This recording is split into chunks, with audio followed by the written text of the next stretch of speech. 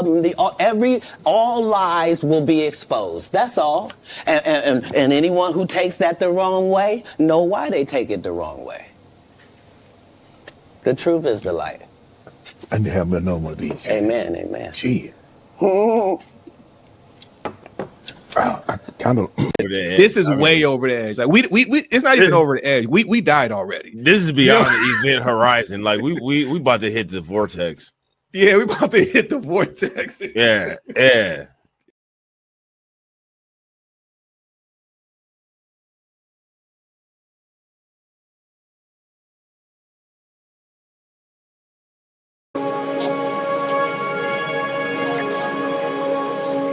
Boy, you looking like a milk dud. Nigga thought he was Michael Jordan. Boy, you looking like Blank Man. Boy, you looking like Lil Bill. How you die does not redeem how you lived. You do not become a hero in your death when you are a weapon of the enemy in your life. Well, negotiations, right? Politics. And we're out of time. So you.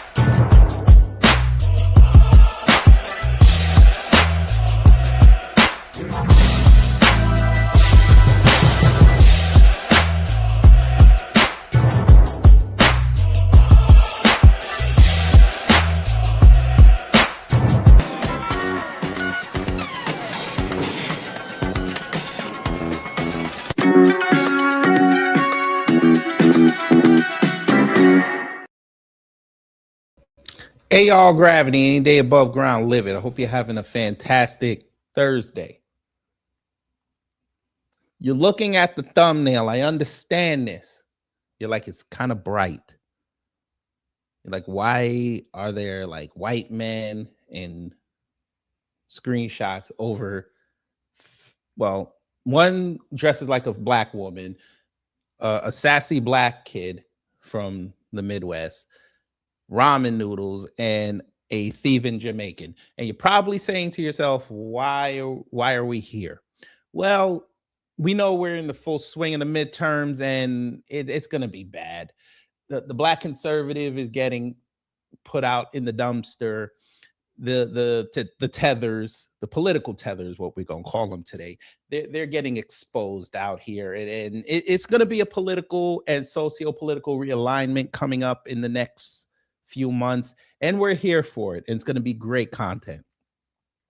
So today we're going to look at Tiny Tranny, who dresses up like Jasmine Crockett, how he was getting raked over the coals for being at the Mar-a-Lago New Year's Eve party. We're going to take a look at ramen noodles, aka Vivek, softer than Japanese cake, quitting social media because he didn't like the fact that he saw many a slur for Indian people. We're going to take a look at Sassy Amir Odom, who didn't sort of debate with the white man above him, Brad Palumbo. which we highlighted on this channel a couple years ago when he talked to Kaya Willis. And they were talking about Nick Fuentes, and that was a sight to see. Then we're going to get to the main event. Byron Donalds got called a slave and a tether by an opponent for the Florida gubernatorialship. But I can't do this alone. So today, we have Brother Torian Rain with us. And I know he's got many an opinion. So I'm going to let him espouse his opinions, and then we're going to get into it. Well, here's the thing. I think I'm familiar with everything that well, first of all, shout out to everybody in the chat. But I think I'm familiar with pretty much everything that's going to be discussed today. And I hope people got their Pepto-Bismol, because this is going to be extremely nauseating. Not our commentary, but because of what y'all about to hear. Yes. So it's going to be bad, but let's get into it because we don't want to waste any more time. Let's see who's in the building. Anthony Ruger Phillips, hello. SD Johnson, hello. Wallow J, hello. Gamers Den, hello. GDS, hello. Miss Nisi, hello. Retro Gemini, hello. Kelvin Black, hello. Sybil, hello. All I See For Me, hello. Dom P, hello. Nini, hello. Emperor Rex, hello. DSA, hello. Stream Elements, you bastard, hello. Who else? Anybody else? Reparations Nation, hello. For those who haven't said anything in the live chat or the comments, hello. So since we're going to be watching videos, we're going to get to the customary house cleaning, and then once the transition is over, you're going to see who we're going to discuss first. We're not going to tell you who it is. We're going to let you see and start to laugh. Under Section 107 of the Copyright Act 1976, allowance is made for fair use for purposes such as criticism, comment, news reporting, teaching, scholarship, and research. Fair use is used permitted by copyright statutes that might otherwise be infringing. Nonprofit, educational, or personal use tips the balance in favor of fair use. You know, let me go here. There's a growing concern in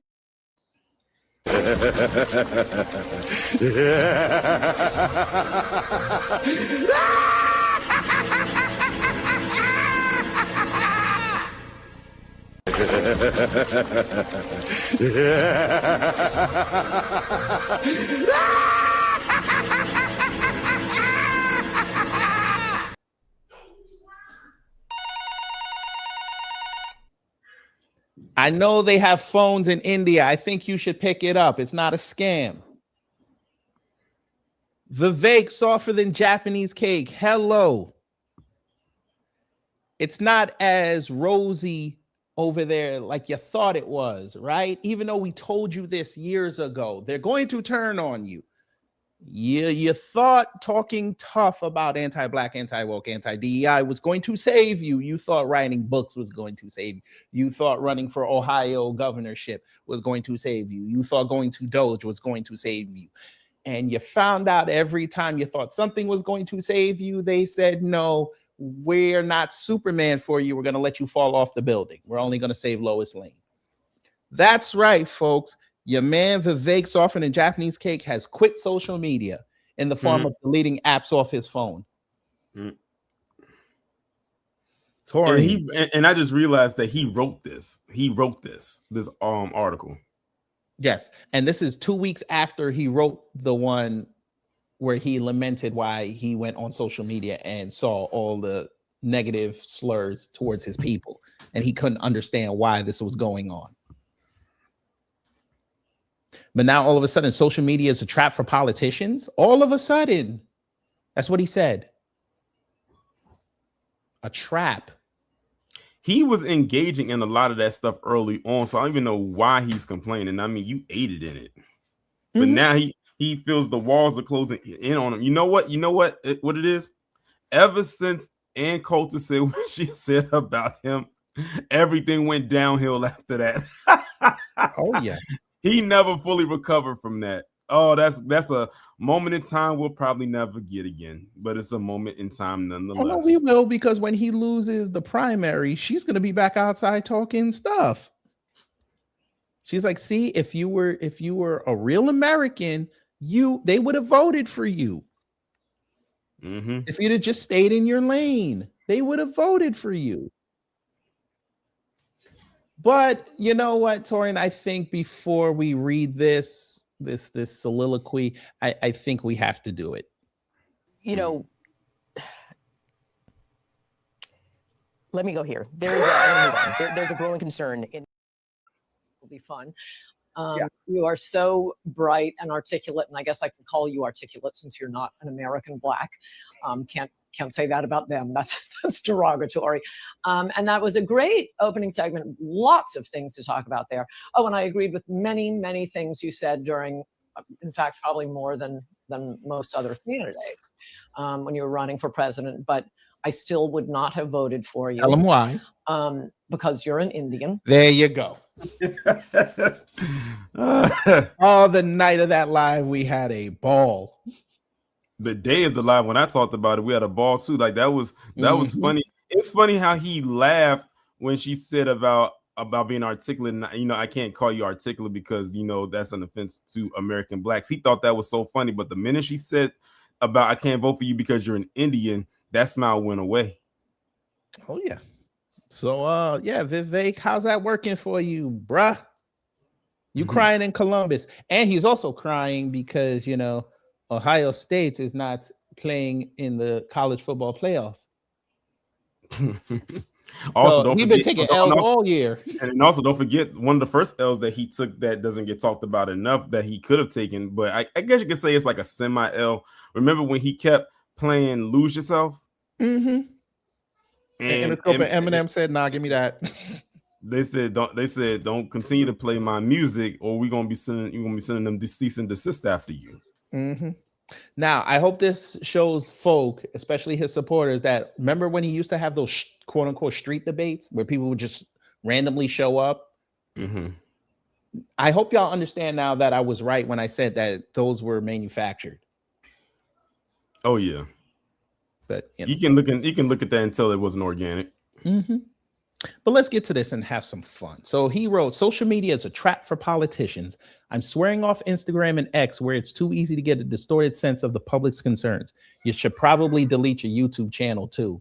He ain't doing and cut all his money off, all his engagement off. Shit, he gonna need it.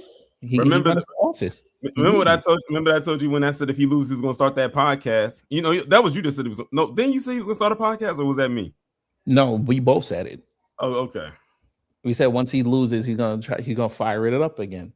Just like when he got kicked out of the presidential race, he loaded it back up, and then Ann Coulter killed that. But let's see. And I love how they use the picture of Charlie Kirk for this. I like that. But we're gonna keep going. When I met Italian Prime Minister Giorgia Meloni during her visit to the U.S. in July 2024, she told me she never reads or watches the news because she doesn't want the media to influence her approach to governing. Instead, she travels her country and hears directly from citizens. What a beautiful idea. So she was actually being a real politician. My New Year's resolution is to do something similar. I plan to become a social media teetotaler in 2026. On New Year's Eve, I deleted X and Instagram from my phone. I'll spend my newfound time listening to more voters in real-world Ohio, developing more policies to make our state affordable, and being more present with my family. I predict that ending my consumption of social media will make me a better leader and a happier man. So you were being neglectful to your family because of social media. I don't even know why he wrote this. Most people don't care. They don't. Wait till you see the comments, though. Comments are bad. My campaign team will still use social media to distribute messages and videos on my behalf, but I won't browse any of it myself. There's a fine line between using the internet to distribute the message and inadvertently allowing constant internet feedback to alter your message. That isn't using social media. It's letting social media use you, which you've been doing for years. But okay. As someone who ran a digitally censored campaign for president, I've seen this effect firsthand on myself and my competitors. Politicians want to respond to voters, and rightly so, but polls are expensive and infrequent. Social media offers a tempting alternative, free, abundant, real-time feedback. And that's where he messed up. He said a digitally centered campaign. That means you was only talking to people mainly on social media. You weren't going outside more to talk to the people. That's where the real people are. They're outside. They're not on social media. That's why when and the thing is, he's not the only one to do this. What's his name? CJ Pearson did the same thing. He thought, because he said certain things and people said, I'll vote for you, I'll vote for you. Most of y'all don't even live in the same state, let alone the same district that he's running in. Mm-hmm. I'll vote for you, and they eat it up. That's what. And when KG, we were just talking about like this before you went live and saying the people over there are dumb. They are dumb. Those people who are attached to MAGA and have that blue check are not smart people. They just sit up there and they lie and they try to garner up those required engagement views so they can get 20 pieces of silver. Mm-hmm. Like they sat there and believed that Lizzie chick who said that Mondami was the reason why the MTA fare went up. Yeah. Like, come on. Okay, let's continue. Let's hear more of his crying. It creates the impression that you're hearing directly from the people and responding in kind. Modern social media is increasingly disconnected from the electorate. The messages you're most likely to see are the most negative and bombastic because they're the most likely to receive rapid likes and reposts, and it drives revenue for social media content creators. You mean like when you put up that post in Brazil talking about how you need H-1Bs in America because of lazy white Americans?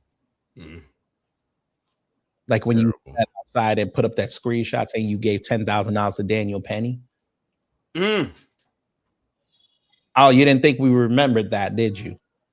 All those posts about reparations. Yeah.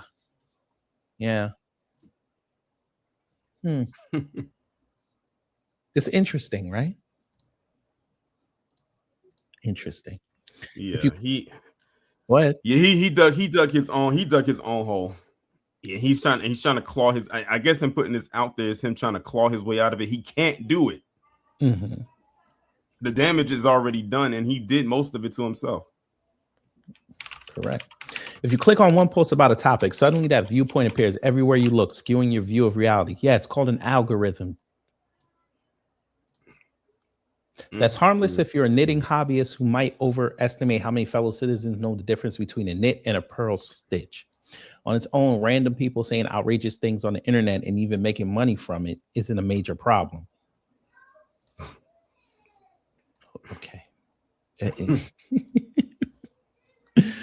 Okay. And he's digging a bigger hole for himself, a deeper one at that. Mm-hmm.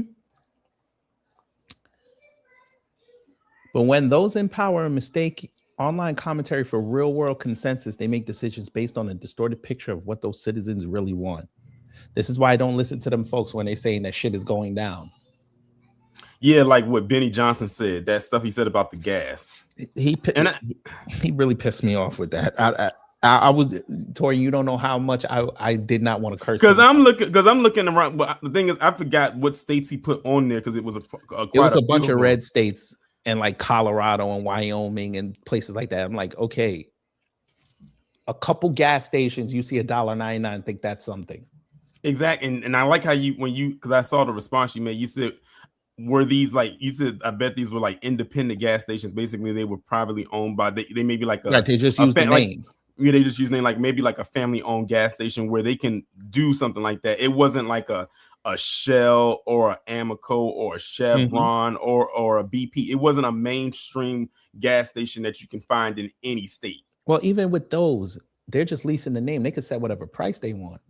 They still got to pay the licensing fee. Yeah. But even so, at $1.99, them gas stations are not full. And I said this last night, they're not full. You may be lucky to see 4 cars there. Yeah. And I said, when I saw that, I said, I haven't seen a gas station have gas be under $2 since Bush Jr. Yeah. That's when we first saw gas go over $2, was during Bush Jr.'s first term. You know, and like I said, the only reason why I got gas in Brooklyn for $1.99 is because I had the rewards thing with Shell. But I'm like, come on. But anyway, we're going to continue hearing him cry on this. Worse, the online pulse that politicians glean from social media is increasingly manufactured by foreign actors and non-human bots. You admit this. A recent report revealed the engagement with the X account of the now notorious white nationalist Nick Fuentes shows signs of being unusually fast, unusually concentrated, and unusually foreign in origin. Okay. Another investigation showed that hundreds of bots drove the pro-Democrat #BlueCrew hashtag, amplifying false claims that the assassination attempt on President Trump in Butler, Pennsylvania was staged. Politicians who think they're taking social media cues from U.S. citizens are often mistaken. You love that he wrote this. He's about a couple weeks too late. True, but he's also referencing stuff that happened in the past because he's one of these politicians that took stuff from social media and tried to griff off of it. Mm-hmm. And it didn't work because he's not that savvy. But okay. My experience at Turning Point USA's America Fest conference in December was a case in point. Ooh. I delivered a speech arguing that the U.S. is a nation defined above all by ideals, not shared bloodlines. Based on social media comments beforehand, I expected to be booed. If you scroll through them after, you'd believe that's what happened. But in reality, I received a standing ovation from a politically engaged audience of well over 20,000 attendees. They are sheep, sir. You didn't know that? They're sheep. Like you said, they don't want to say the country. They want to be celebrities. And that's exactly what he wants to be. Sir. And thinks that he is. Sir, they paid. Turning Point made over, what was it? They made damn near like a couple $1 million just off the tickets. They made students pay $75 to get in. You got sheep. I dare you to go outside and say this, but we know what happened the last time you said something like this. You got cooked on an urban radio station and you never recovered from that. That's when the downfall started. If you really want to get technical, they turned on you within 45 days.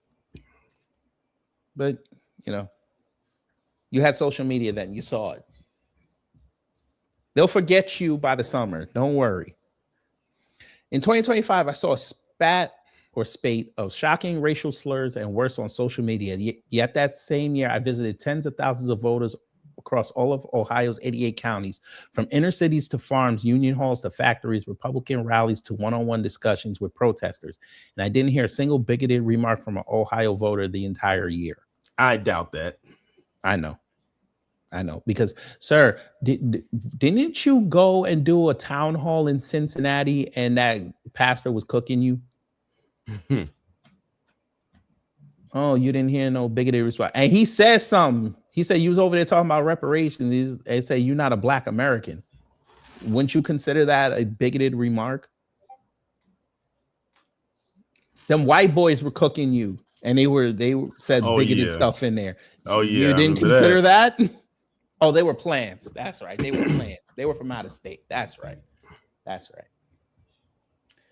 Social media's warped projection of reality is reinforced inside modern government. Political staffers on both sides of the aisle skew young and hyper-attuned to social media. Twitter was built to imitate real-life conversations, but in modern younger political circles, real-life conversations are imitating Twitter. Okay. As political commentator Richard Hananian observed last year, young political aides now compete to be the most based, one-upping each other with increasingly unhinged positions on race, sex, and who the good guys were in World War II. I think he's referencing those leaks in that group chat. But of course, he don't want to say it because he don't want the white people coming after him again. If you ever winced at a social media post by an official government account, remember that the person who wrote it is often a young employee who takes most of his cues from the internet. Over time, the state itself begins to sound like X. Sir, you did the same thing. This would sound different if it came from a person who wasn't involved. It would, but it's Vivek, a scam artist, but it's okay. None of this is to say citizens shouldn't use social media to sway politicians. It's their constitutional right to do so, but it's up to elected leaders to know what they're responding to. Most Ohioans I've met higher take-home pay, lower electric bills, and a great education that prepares their kids to join the workforce. Well, you're not going to get the second part. Electric finna go up, but I want to see how you're going to solve that problem, especially in the rural areas, but we'll see. Yet it's precisely because these issues are so universal that they are among the least likely to register on social media. That's a lie. Leaders who depend on social media to gauge public opinion are looking through a broken mirror. You did that. Trump does that. JD does that. They all do that. But okay. Here we go. Thomas Jefferson famously observed, the man who never looks into a newspaper is better informed than he who reads them, inasmuch as he who knows nothing is nearer to truth. Yes, traditional media is flawed. Broadcasters push narratives and sensationalism sells on TV and in print. So why is Barry Weiss running CBS? The news sector, not the entire company. But y'all didn't say nothing about that because she's on the right. Oh, okay. Okay. But social media presents a new problem: coordinated influence that hides behind armies of avatars, creating a false impression of grassroots support. Its organic feel, combined with real-time feedback loops, makes its effects on elected leaders even more pernicious than other forms of media. Damn, he's taking shots at MAGA on the low. He on the outside looking in, so now this is his diss track. Yeah, but it was all fine a year ago. It wasn't. No, because remember he said what he said, and then he said he was dropping out of Doge. So you mean like probably a year and a half ago, it was cool. But yeah, it's not cool to be looked at as a person of color, huh, Vivek? I know that Sammy Sosa makeup you had on that time. They remember when they clowned him for that? Yep. Should have known. The result is that some of the most powerful politicians in America live under constant pressure to please social media, an unenviable confinement that we might call Twitter prison.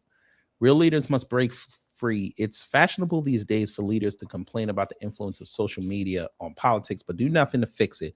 Yet the first step doesn't even require new laws. We just need to practice what we preach. That's easier said than done. If my current New Year's resolution resembles past ones, I might be back to scrolling X by March. What did I tell you? They're going to forget about him in the summer. March. Maybe before. I was going to say maybe before then. March. Okay. Because you're going to need people to stump for you for the primary. I see it. But for now, I'm running the experiment. I invite my fellow Republicans to join me. Who knows? It might be the extra X factor that helps us secure victories in 2026. Who the hell is us? He's speaking French. I know the British took over his country and they were running it for years. He over here talking that French. Who is we? Who is we? Sir, you're not part of this we anymore. All right.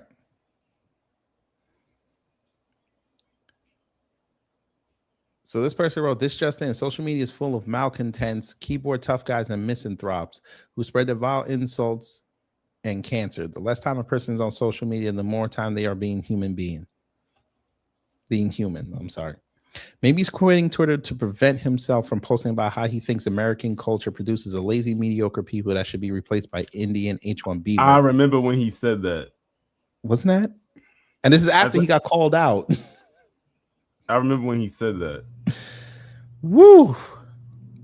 And Elon barely backed him up.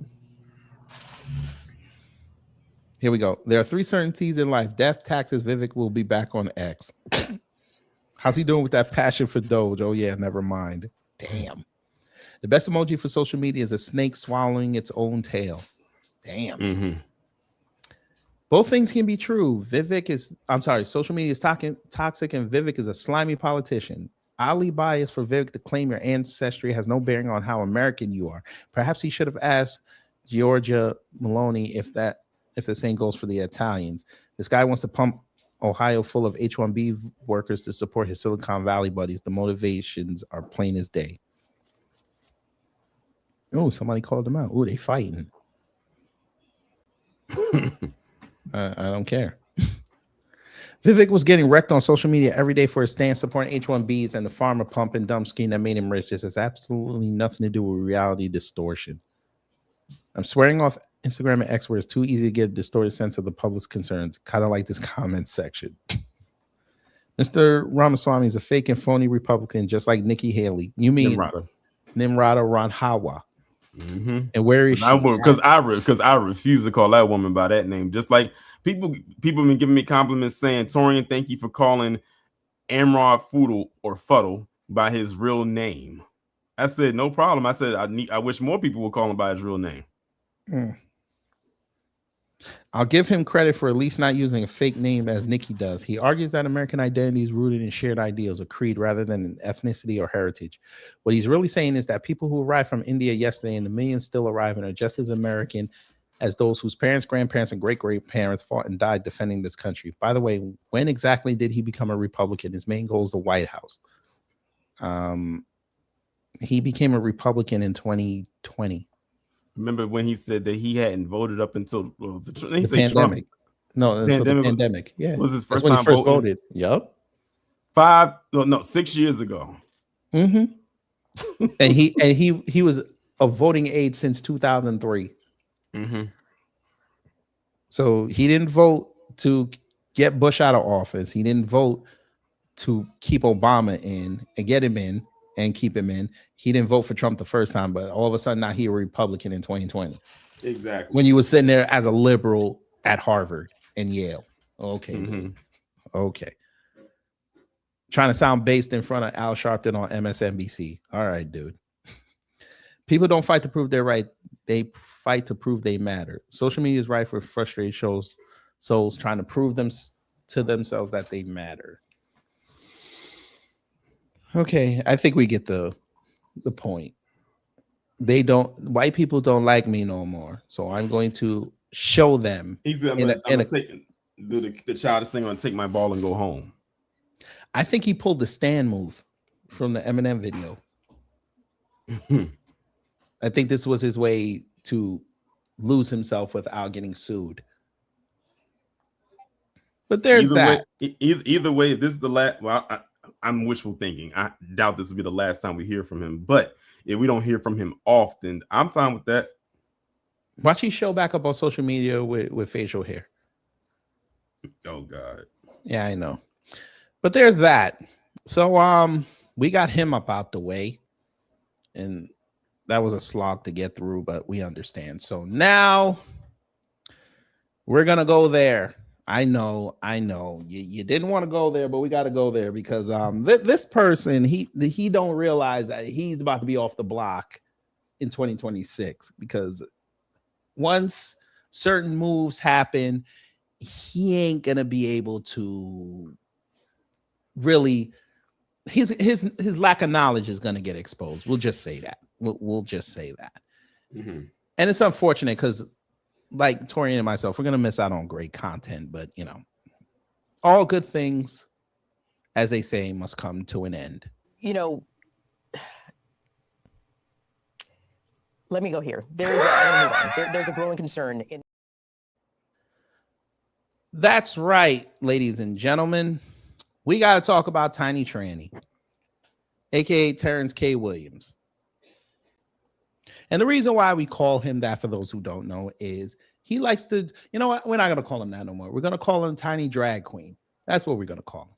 So Tiny Drag Queen got an invite to go to the Mar-a-Lago New Year's Eve party. And he was in his old, you know, I'm not RuPaul, I'm Kevin tonight with the red hat. And he said, I'm going to put up a video selfie of me dancing badly. And we might have to mute it because there's music in the background, so we're gonna keep it low.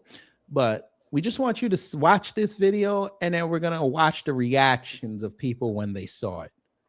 And boy, the internet did not disappoint.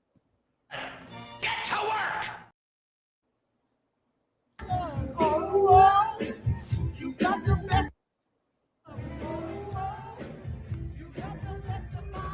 And he's the shortest one there too. Facts. And it's funny that they're playing black music, but black people are the problem. Right. But okay. Did you see the ugly white woman? Yeah, that's Laura Loomer's mama. She looked like Aunt Gladys.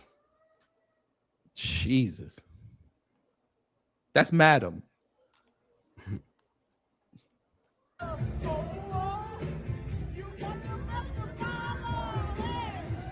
He's in his element. There you go. He tried to do the butterfly. You saw it.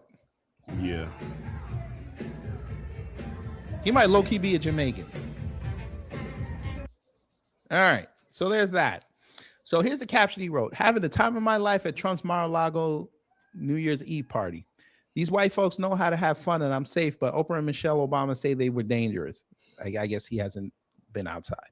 But anyway, sir, so you had time to fly from Texas to Florida for this, right? But we had to shame you during Hurricane Helene to go help people because you were sitting there talking about, I'm looking at all this devastation, but I'm ready to go, but I don't know how to get there. And everybody's like, dude, just get a rental car, get a U-Haul trailer and go. It's like a 9, 10, 12-hour drive. And what's further, Texas to North Carolina or Texas to Florida? Depends on where you're going in Florida, but probably would be, I want to say probably Florida. Because from Texas to here is 10 hours. And from Atlanta to Charlotte is about 3. Right. And he's already on that side. So I think it's like another hour to Asheville. So it wasn't that bad. You could have made that. That's a half a day. You could have got there probably faster if you drove with somebody, but still. Could you imagine being in a car on a road trip with him though? Well, you know, he might give you the replay of the chicken video. Oh. But again, that night was beautiful that we had to shame him into going to go help. When you're one of the few people online that actually have supposed resources to go help. But okay. And acted like he couldn't find a way to get there. And he got a whole SUV, allegedly. But again, as I said, the internet did not disappoint. You know why that is? You know why it took him so long? Because Trump didn't crack the whip. Facts. I bet if he did, he would have hopped to it. He probably would have went to Mar-a-Lago first to drop all his stuff off and then try to hitch a ride. They would have put him in the cargo hold, but he would have hitched a ride. So there's this one. He waited till New Year to post this. Wait, that imagery is hilarious. And you know what we're gonna do? We're gonna save that. I'm laughing because that imagery is hilarious. Whoever came up with that is a genius.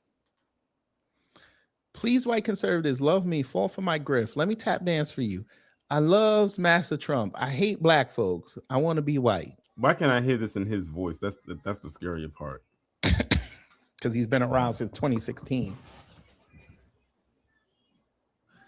They just want pancakes in the morning. Hope you hook them up. That's from the brick suit dude. That was one of them. I think he was one of them, right? One of them what? One of them J6ers. Maybe. But look at his bio. DJT America First. They have no identity outside of this administration. And they would be the same ones that say that they're free thinkers. No, you're not. You're Trump thinkers. Exactly. And if you call them that, they'll either agree with you in a very condescending tone or they'll try to cuss you out. Somebody said it's embarrassing, bro, selling pancakes of hate. These white folks. Look, David. Of course. Have fun. Have fun, brother. What happened? You didn't get an invite, sir. They didn't invite you? Well, that sucks. And he's the only one wearing a MAGA hat. That was one of the first things I noticed. He's the only one wearing a MAGA hat. Everybody else is not wearing a hat. Somebody said, it's like, did he not know where he must have thought he was going to a rally? Facts. Somebody say that's the only reason why they thought he wanted to help. I called him to help a long time ago. I said he literally comes there dressed like the help. I mean, literally, he looks like a butler. Yeah. Even this bot account said it. Damn. Grok is dangerous. Sambo Nation is strong. Tap dancing, kowtowing, grinning for no reason, all in an effort to please Master Trump. Oh, he was happy as hell that he got that Trump looked at him. He was very happy he was very happy to be there. Damn. Damn. I ain't even gonna save that one. Yeah, fuck out of here. That's crazy. I got a better Jesus. I told you they did disappoint. I think this post right here is the one where people collectively from far and wide actually called him out. Because a lot of times, he posts stuff, and we know that a lot of them are bot accounts that come there. These are organic people right here that are actually telling him about himself. I said, anytime people come on here and they disagree with the stuff that he says, those are real people. The ones who come on there and do agree with them, those are probably the bot accounts. Right. What if because there's no way you can sit up there and agree with an ounce of the stuff that he posts on there daily. Correct. And what if we find out that Elon on the low cleaned up the bot accounts for real? Right. He just getting the negative engagement. The Obamas are always on your brain, you little raisin hair motherfucker. Jesus.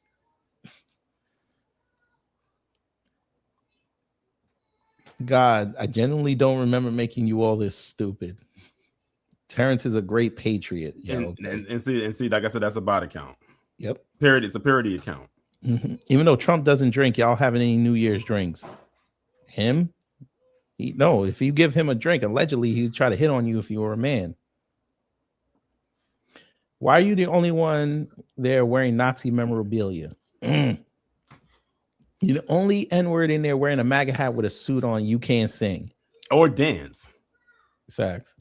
It's the fact that they said and you can't sing. They had to add that extra dig in there.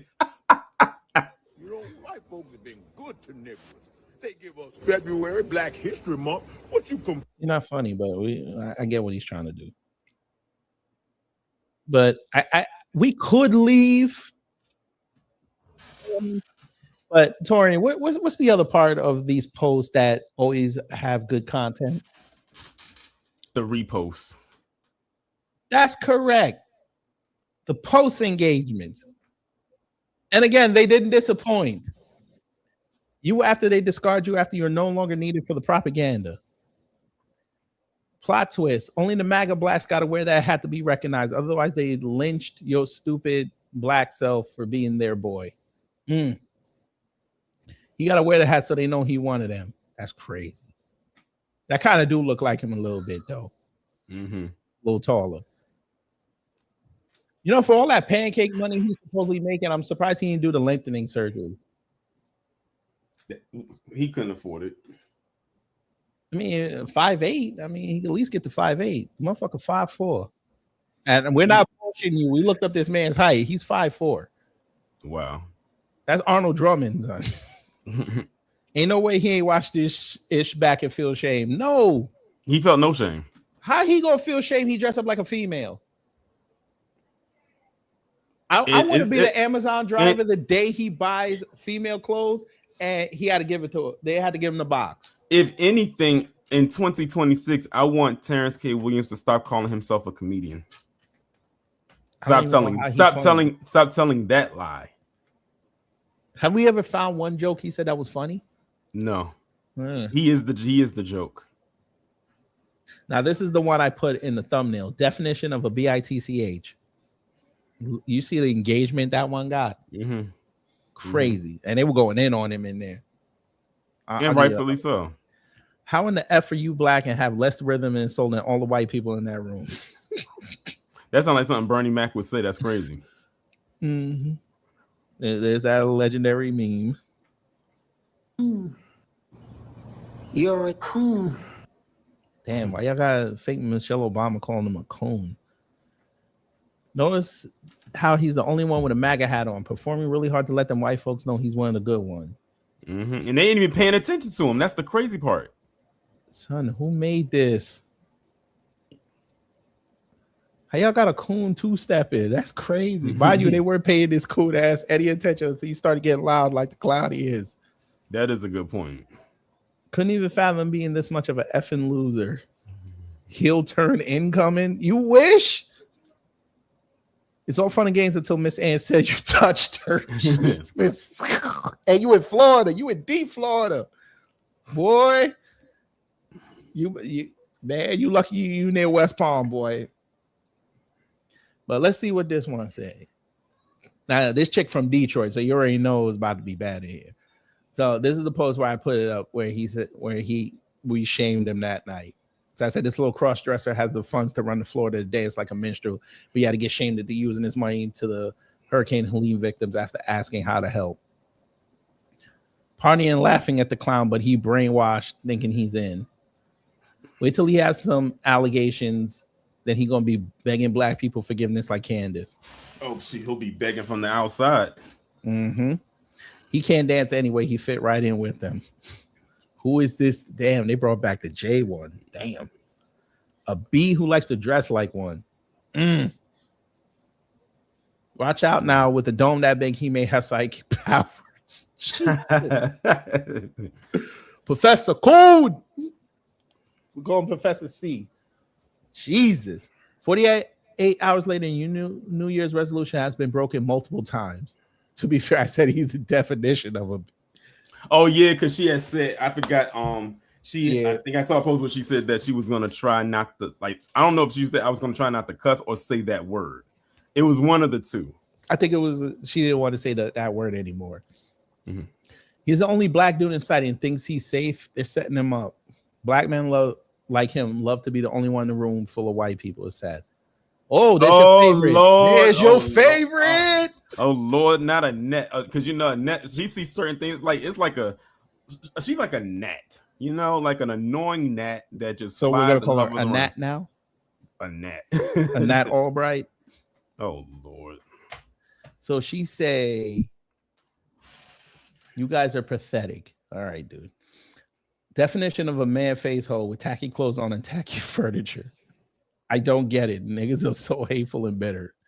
Ma'am, when them white people give you your wake-up call, you gonna understand. She still hasn't gotten over when them kids at that school jumped her. Fact. Still to this day, she is still mad about that. That's why she even laughed at that. Tori, I blame you. That's why she don't like black people now, because them black kids like put them paws on her. Mm-hmm. Pathetic is supporting an obvious self-loathing grifter like Tiny Terry, the definition of a useful idiot. Trying to hold down a job, not getting beat down by a bunch of kids, and getting above 6th place in your next losing election campaign before daring to judge. Definitely talking about her. And what did I just say about her getting about some kids? And she did lose that election badly too. Mm-hmm. Pathetic is switching political parties because it's personally advantageous. You wide back pig with head. Oh, Jesus. Pig with it. God. Nobody likes Annette. No one likes Annette. No. Terrence is considered a B for going to a White House party, but not the man who shot up the New Year's party in Dallas. That's how it works when you're dealing with N-words. Okay, dude. I should expect nothing less from an Eagles fan. I expect nothing less. Don't put that on Eagles fans. I'm putting that on Eagles fan. Torian. This is the same fan base that destroyed their city before the Super Bowl. Well, that was the white ones that did that. Okay, but that's Eagle fans. You're talking about the ones that was eating the crap, the horse crap. That was disgusting. I'm not even talking about that. You don't remember that Super Bowl the Eagles got to, and they started destroying South Philly before the game even started? Come on, that's Eagle fans. Fam, for those who don't know, there's an actual police station inside their stadium because that's Eagle fans. But I'm just upset the Giants ain't in the playoffs. But I just had to let that out. Well, look at it this way: you can watch the Bad Bunny concert. You know what? I just want to see if he plays Chambea, because that stadium gonna vibrate. And I just want to see. I still want to see Turning Point USA's halftime show. I still want to see who they're going to try to get. I need this. God. I need this. I need to laugh at this. I need to laugh at the bad production. I need to laugh at the stream going in and out. I need all that. But, we got a whole month. Today marks a month before the Super Bowl. So, You are a fascist, idiotic cult member whose leader grapes and does things with children. Rather than worry about us guys, you need to start preparing for your plight once we reach the post-Trump era. Now that's the part that I can't wait for. What's that post-Trump? Let me just ask you. I mean, we're slightly over 2 years out. What do you think the post-Trump era is going to look like, and how long do you think it's going to take before it actually takes effect? It depends on who wins the election. If the Republicans win, depending on who they pick, because they pick. You don't pick, they pick. Mm-hmm. If they pick JD and he wins, it'll just be another 4 years of crap. Yeah. And Trump putting out posts on about, hey, JD's acting great as president. If they pick DeSantis, they're just gonna jump ship over there. Because now I find it highly funny that all of a sudden now MAGA is sitting up there talking about, let's get rid of property tax. Let's get rid of the income tax. Yet that racist was the first one to set it. So they're already telling you they're just going to grift. If the Democrats win, it's just going to be 2020 all over again. But this time, which is beneficial for everybody, we don't have to listen to them. But what if it doesn't go their way? Like I said, it's going to be 2021 to 2024 all over again. But this time we don't have to listen to them. They're all going to be irrelevant. And by then, the Saudis will have this app anyway, so they'll probably just go run off and say, I can't be here anymore because the Saudis they're taking over social media. So now we won't be able to say what we really want to say because we're going to be under Sharia law on Twitter. I'm like, okay, bye. This is why y'all should have had other apps. That's why you should have propagated over at True Social, but you didn't want to do that. Now, sucks for you. Oh, well. Now you got to either deal with the Saudis or you get off social media. Go back to Facebook. Or they can go back to 4chan if it's still there. Well, you'll run the risk of getting hacked again and getting your information dropped. Because let's be real, a lot of them came over to Twitter after Elon signed on that dotted line from there. Mm-hmm. And you know he's going to change the model again. He's going to change it before Trump leave again. But, oh yeah, speaking of like off topic, when does the World Cup start?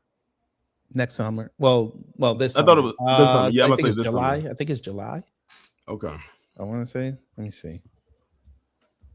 Yeah, I think it's July.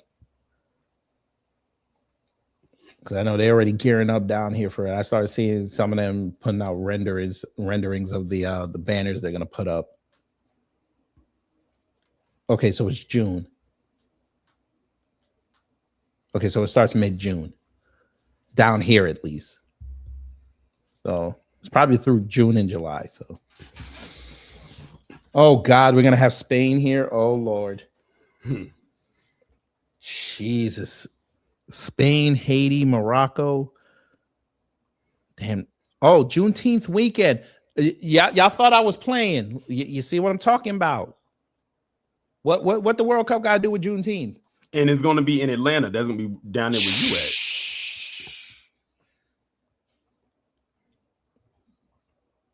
You couldn't have black teams play that weekend. Is there anything happening on the 14th of June?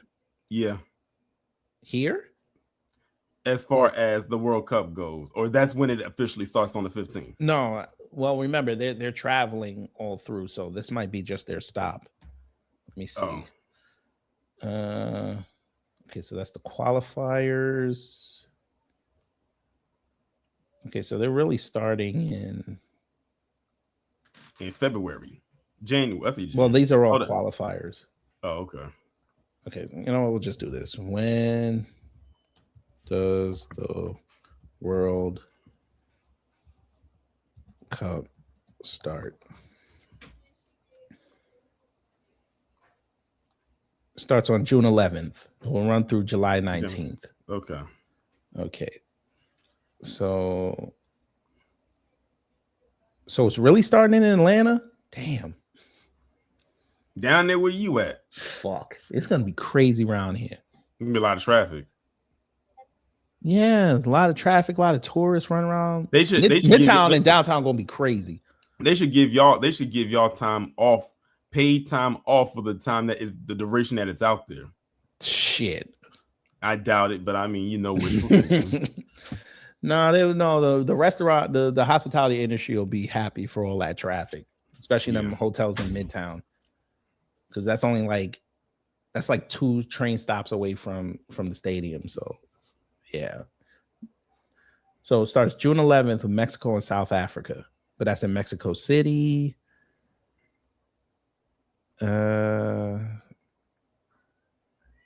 So it's basically going to be all over the place until the I guess the quarterfinals, because it looks like the first game here looks like it's either June 24th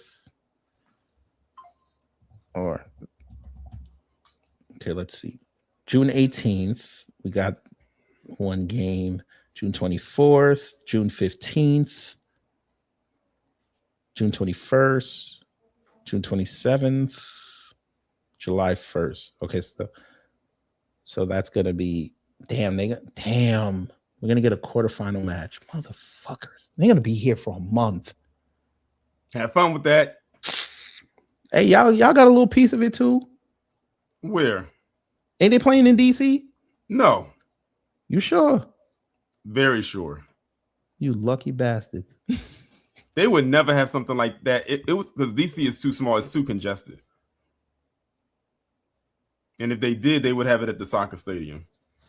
I figured they would have had it at FedEx Field. Yeah, DC has a soccer stadium. Yeah, but how much does that hold though? I don't know. I've never been to their soccer stadium. It's right down the street. It's right down the street from the baseball stadium. Is that for the MLS team? No.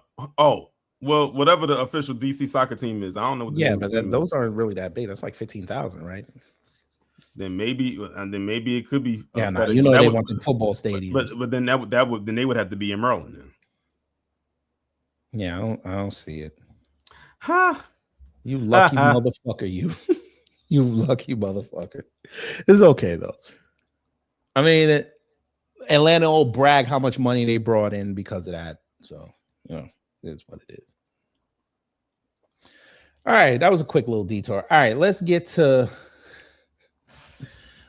old Amir. That little sweet mother. He looks like a weasel. Now, a little bit of context. Now, this ain't the first time he talked to the white boy. This is not the first time. They talked about 2 years ago. And apparently it was a good conversation. They were talking about the LGBT and all that nonsense. But they're both in the academy. Correct. So it says, is the LGBT community destroying itself from within? So they talked for about an hour. We're not going to go through this. We're just going to go through this part right here. So it says the pros and cons of being a creator. Do you want to hear that? I mean, we already here. All right.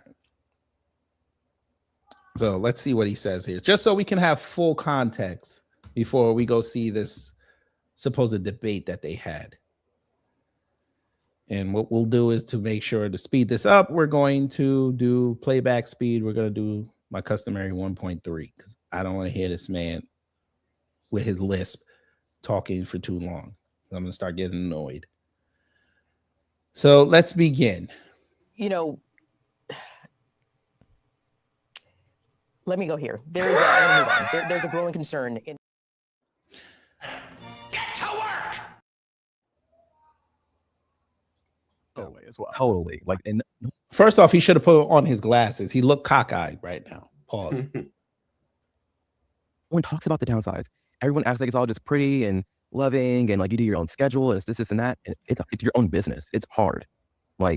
Yeah, and there's a lot that goes. I'm sure you it. relate to this, but you end up. What I love is actually creating the. Look how he has that ring on videos, his having first conversations finger. with people He might be married. You end up dedicating so much time. Who Amir? Yeah, because I mirrored this, but he has a ring on his finger. I think he is. Well, there you go. Let me find out as a white man. It'll make a lot more sense. Packaging, the back end, and people don't see that. So appreciate us people. But I Please. want to know a little bit more. Like, what was your family like? Damn, I Dynamic? thought When did YouTube you was about come to tell me out? don't play this. What was that like for you? Yeah, so family, I always see the same joke, but I'm black, so obviously there's no dad in the picture. He left when I was like 4. Okay. So, Lord. You hear what he just said? I heard exactly what he said. Okay. He said, I'm black. And a lot of white. What's that you said? He said, you know, because I'm black, and, you know, there's clearly no dad in the picture. Ha ha ha ha ha. Like, that was so funny. I mean, sir, you're actually making yourself look worse. Why did your dad run out at 4? And I'm gonna be honest with you, a lot of people that like him that say stuff like that, they never tell the whole story of what happened with their dad if their dad wasn't around. Sir, why they're lying? Right, but why would you say that in front of this white man? Because he felt comfortable enough to do it. And Sir, I always tell people that they never heard. passage. And I tell people, if you never heard of Amir Odom, just go to his page and just type in the word black in the search bar and watch how many commentaries and videos he's done on black people ad nauseum, speak like throwing black people under the bus.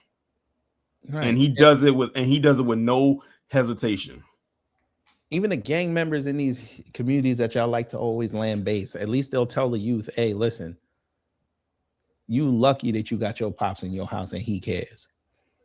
You lucky you got some men around you. Be around them. It's not. I get it though. Hey, when you tell them you ain't got no father, that's easier for them to manipulate you. He's gone. And then I grew up with my mom, and we were pretty much just middle class, I guess you can say. She worked at the school district, went on through life. In 8th grade, we were homeless for a bit. We got kicked out the house and had to couch surf at my godparents' house, and that was a whole ordeal. But I always break it up into like being black and then being gay. Being black, I felt like I was always pressured to be a part of like all the black kids at school, even though I didn't really want to be. No, you didn't. Don't tell that lie. No, you didn't. There was no pressure. You had no pressure to be black. I can just tell just by how he carries himself. He did not hang out around a lot of black people, not because they didn't want to be around him. It's because he didn't want to be around them. Something just tells me he gave off this thing of that he was better than them. Something just tells me if he got bullied, which I wouldn't be surprised if he did, is because he brought it on himself. That's what I'm saying. I grew up around black people. I grew up around the nerds, and I also grew up around the jocks. Yeah. I also grew up around the thugs. It's okay. Yeah. They're only going to accept you how you carry. And then when I went to college and I went to an HBCU, that's when I got hit with even more, more culture, I guess you could say, because now I'm dealing with people from all over the place, like some people from internationally. And it's not a one size fits all, but Amir tends to do this a lot. He always likes to put black people into this box, and everyone else who's not black can be very virtuous with how their culture is, or they're not a one size fits all. But when it comes to black people, we are thugs, we're gangbangers, the women are loose, they are this, they're that. Maybe he forgot that they don't respect you because you're a black gay man. And he has 2 strikes. He actually has 2 strikes, and he has 2 strikes against him with that. Mm-hmm. They don't like you, sir. He seems to be under the impression that they do. Yeah, I was into the Paramore, all the rock music, and wearing the big DC shoes and skateboarding. Oh my God. But because I was black, I was being like, what the fuck? I can't do this. I just want to get to the debate. I can't do this no more. Sir, I listen to Paramore. Does that make me less black? And they be lying about that too. I have to wear Jordans. No, you don't. I be wanting to go when they say stuff like that. I wish a time machine was invented so we can go back in time and ask them, or see what they were like as a kid during this time of turmoil. I can believe it. This was Urkel, my niggas. He does look like him. He does look like him. He looked like he got bullied to do people homework. He looks very whitewashed. Very whitewashed. He was born in Illinois. I found that out. He's from Illinois. So he was probably out on the outskirts of Chicago. Knock it off, sir. You had a nice life. I understand you had some hardships. You were not, you said it. I grew up middle class. You had a nice life. Exactly. Shut You up. should be proud of that. Respect your mother. You're dissing her by the way you talking. But let's get to the show. He's gonna start More pissing like me the off. I'm gonna shit say show. something. I'm gonna say something that I ain't supposed to say. I'm gonna stop. And by the way, screenshot. Oh, this. Yeah, we that's why I said this. Oh, hold on. So, are you about to go through the whole thing or just some? Hell no. Okay. No. Okay. We go through Okay. parts. Because they I'm good. Well, I'm glad they're chaptered. Yeah. Oh yeah. What positive side of Nick Fuentes? Whatever the fuck. I think this is what positive side that. Yeah. Positive. Okay. I didn't even hear the whole thing. Yeah, because the debate was like, Brad was against what Nick Fuentes was saying or doing, and Amir was more for. But the thing is, the way it was set up, you can tell Amir actually believed everything that he said. Mm-hmm. Wait till you see the comments, though. I already saw him. That's why when you brought this up, I was like, "Oh God, not this," because I knew exactly where this was headed. Mm-hmm. But for those who didn't see it, wait till we get to the comments, boy. Yeah. So for me, I'm just not invested so much to say in hating him or just not liking him. I just understand. Okay, let's tell the truth. You're already lying, sir. You don't want to do content on that man because number one, it goes against whatever the bullshit you trying to push on your channel. But number two, you know, the second you say something against that man, his bots and his groypers are going to come see you. And if you thought what Rob Smith got was bad, you're about to get it 10 times worse because the groypers love to come on YouTube and start trouble because they'll help boost their boys somehow, some way. I remember a couple years ago, I had said something to the effects of that these tap dancers like Amir have put themselves into a confined corner that they cannot climb out of. Even if they try to, they can't. I mean, look at what happened with Candace when she tried to spread her wings and fly away. And they said, "Oh nah, we keeping you attached to this cage.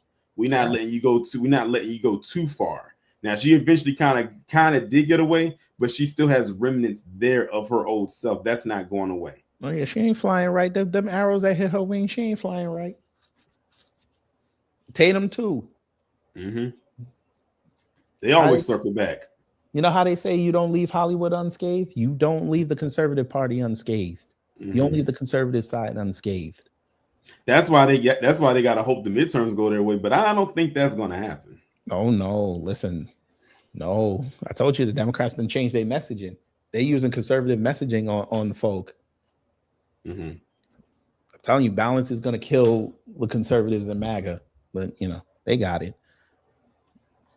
That he has different views than me. I understand that there are some things that I do agree with and stances that he has, and understand for in large part his stream and how for 3 hours it's a very big mix of I'm being serious and this is my opinion versus I'm just on a Discord call with my bros to just joking. Just joking. He thinks he's joking. He's not joking. The boy literally said he wants a white nation. That means he don't want you there. He admitted on Piers Morgan that he is a racist. He said it himself out of his own mouth. So you agree with racist, even though you have been on record saying that this is not a racist country. This is a smooth brain Negro. But it makes sense. He works for PragerU. It makes sense. I forgot. You know what? I forgot he was attached to PragerU. And I always told you, anybody who was black and was attached to PragerU or still is automatically a tap dancer in my eyes.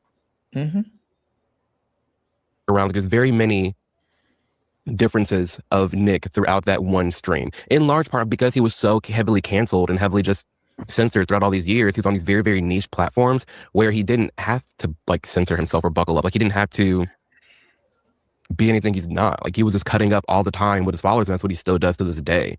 So there are some things that he says that are just completely out of pocket, but I hear it from the tone of just chatting with your bros. And I know for me, my Discord calls when I'm playing Fortnite with my guy friends, it's abysmal.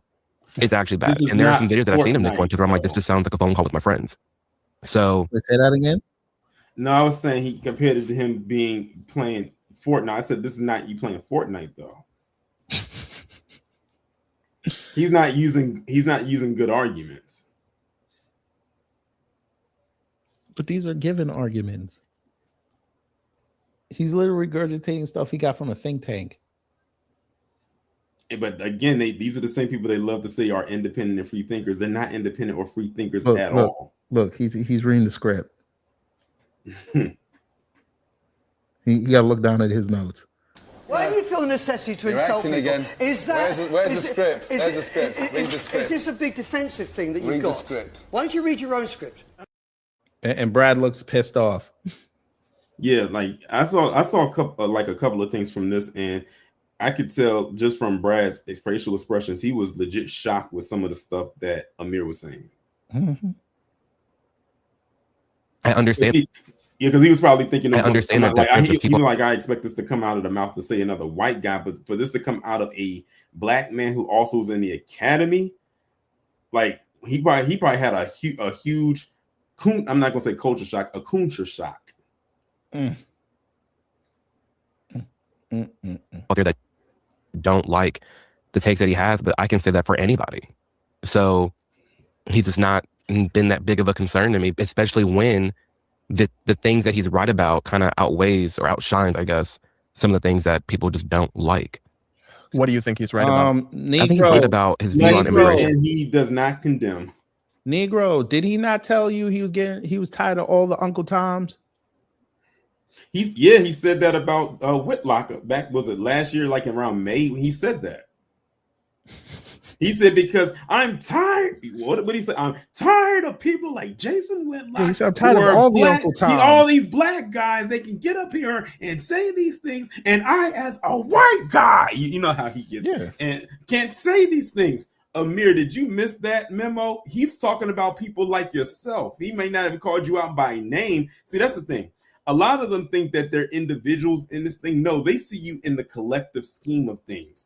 If he just called out Whitlock, just know he might have said him by name, because in the moment, that's who he was addressing. But he was talking about people like you too. Candace, Fakem, the Hodge twins, the Cartier family, so on and so forth. He's literally gone after your community many a time. Remember he called Fakem an idiot?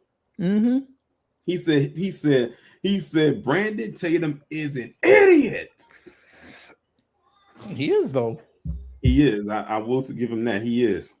A host of other things, but an idiot he definitely is indeed.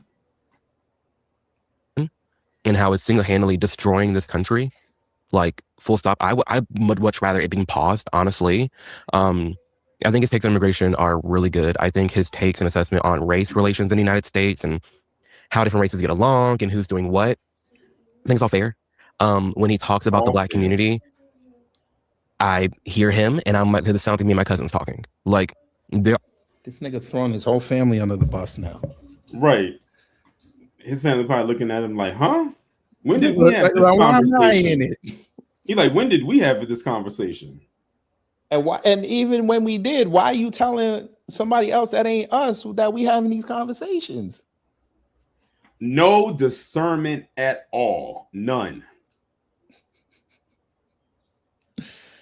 Oh my God. Keep going.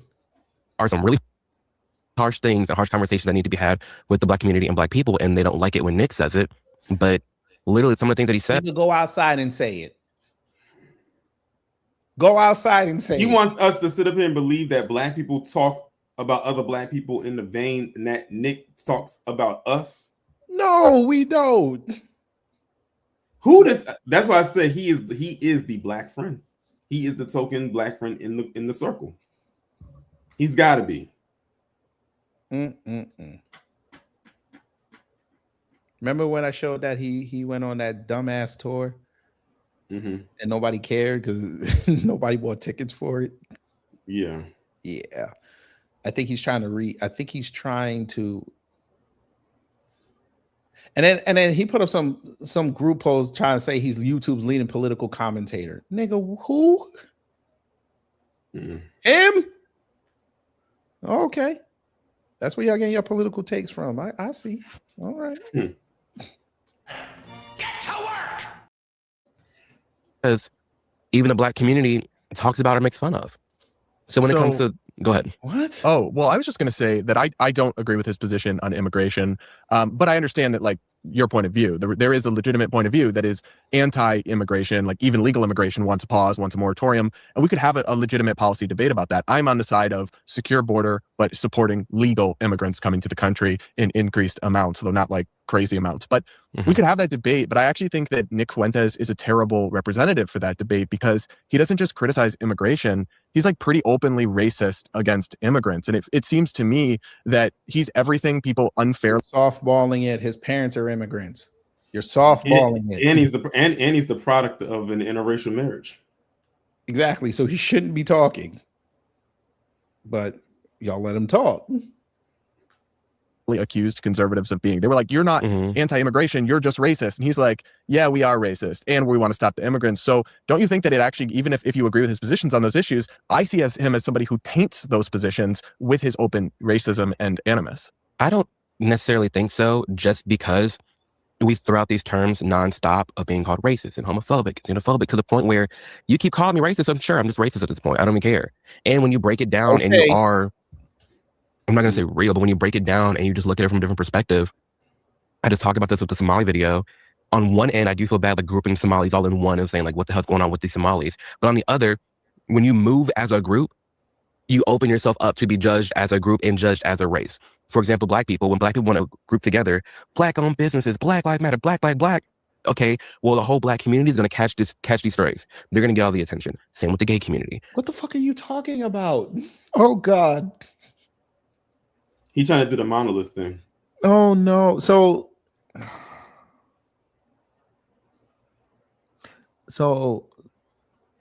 what I'm understanding is you're going to give strays to black people promoting black people. Mm-hmm. You're going to give strays to gays promoting gay people. But if white people ran outside and said that, that's okay. They're doing what any red-blooded American would do. Mm-hmm. I wonder what he has to say about what happened in Minnesota recently. With this big LGBTQ plus community, okay, now we got these little Latinos. We have to do PR damage control because she's speaking on behalf of us. So when these groups speak, it's fair to just be like, yeah, okay, I am just going after blacks or after Somalians. It's just blacks. That's the way I've looked at it. And it's like when you say he's a bad representation. Because that's what he does. For those of y'all in the chat who have never been exposed to Amir Odom, the reason why he can so comfortably say what he's saying right now, especially when it pertains to black people, is because that's what he does. That's why he can't bring himself to critique or condemn Nick Fuentes, because he agrees with it, because that's what he does. But even Nick Fuentes don't even go that crazy with it. See, that's the thing about the tap dance. So they got to overperform to the point where they lose them, to the point where they lose themselves. Like, they've completely lost control of their body. That's why I'm so glad for movies like Get Out. He literally is in the sunken place. He is trapped there and he loves it there. He is stuck literally in limbo. But doesn't he understand Nick Fuentes changed his views over a year? He didn't see this? But all right. You still think he's that little piece of shit from like 2021. I get it. Okay. Yeah, y'all don't see that he's slowly going to the center and gonna be on the left in about a year or two. You don't see it. And then what they gonna be? They gonna be left holding the bag. Shit. They gonna have to hold them words because he'll probably be on TV by then, on MSNBC and all that shit. He gonna have to hold that. For the debate, there is no like, here's a representation of like this argument. It's just people sharing their opinion. And I think he's allowed to share his opinion, and whether or not someone wants to look at his opinion as the right or supreme one, that's on them. But I think he's in his right to like share that opinion. I think people are in their right to like the things that he's saying, because people are just fed up.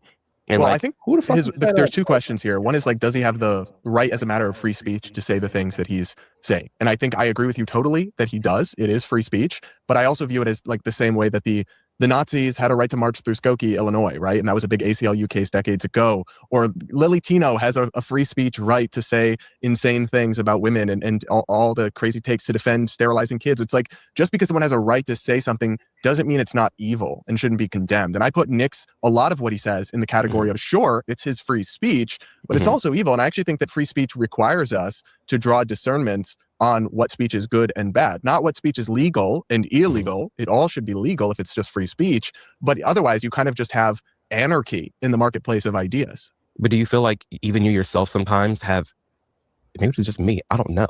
Do you feel like you have evil speech sometimes, evil thoughts like that? Like you just, that's all right. I mean, the neck popping is crazy, but he wants to sit up there and condemn black people. What did he just do? Neck pop? Like, you know what? I'm gonna leave it alone.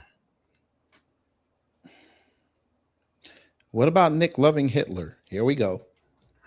Is there anyone who's extreme enough? Because Nick literally says he loves Hitler, loves Stalin. Is there anyone extreme enough that you think they got called out by Piers Morgan on that? Should just be condemned and say like, F him, he's evil? It depends on the context of like the situation. There he goes.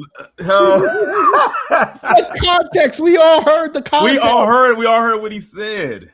What context? He said it multiple times, and then Piers Morgan asked him, "What about them two do you like?" He tried to go with the business crap. It was like nobody want to hear that. This is what I mean when I say he will not condemn him for anything that he says. He agrees with it. He wants that audience. The Groypers don't like you, sir. They would relentlessly troll you off of YouTube. You don't want that.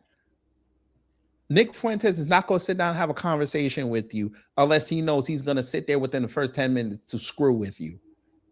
It's going to be a bad look. He's going to be like that African talking about, why are you gay? And he's going to kill your whole channel. I know what he's doing. He's trying to get that rub.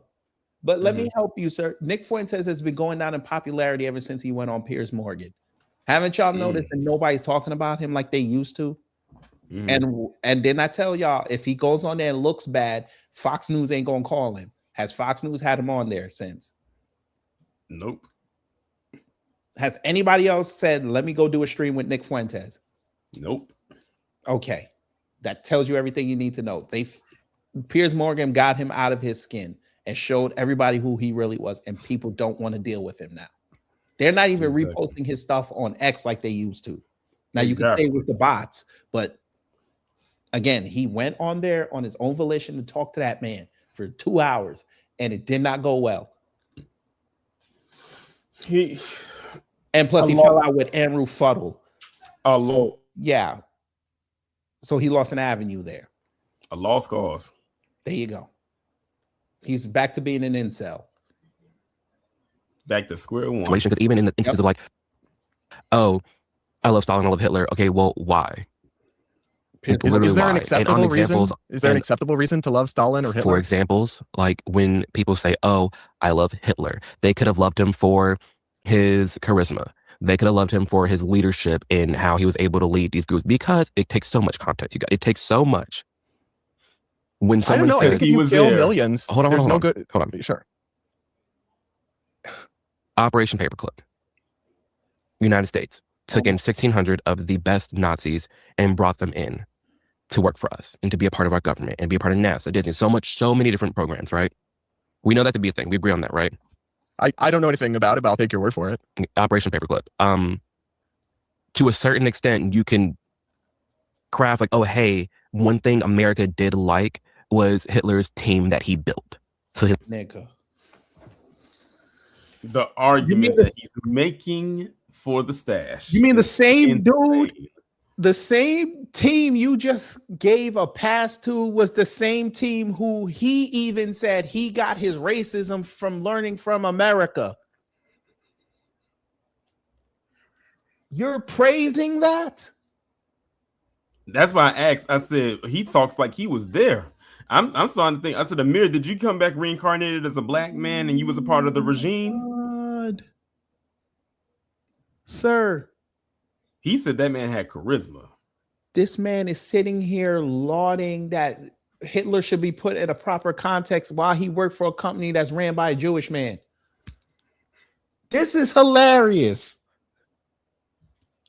I just want to see if he ever sees Dennis in passing, if Dennis don't give him the stink eye. Who's Dennis? How do you say this? He had charisma. There's been many a dictator that has charisma. Saddam Hussein had charisma. And where he at now?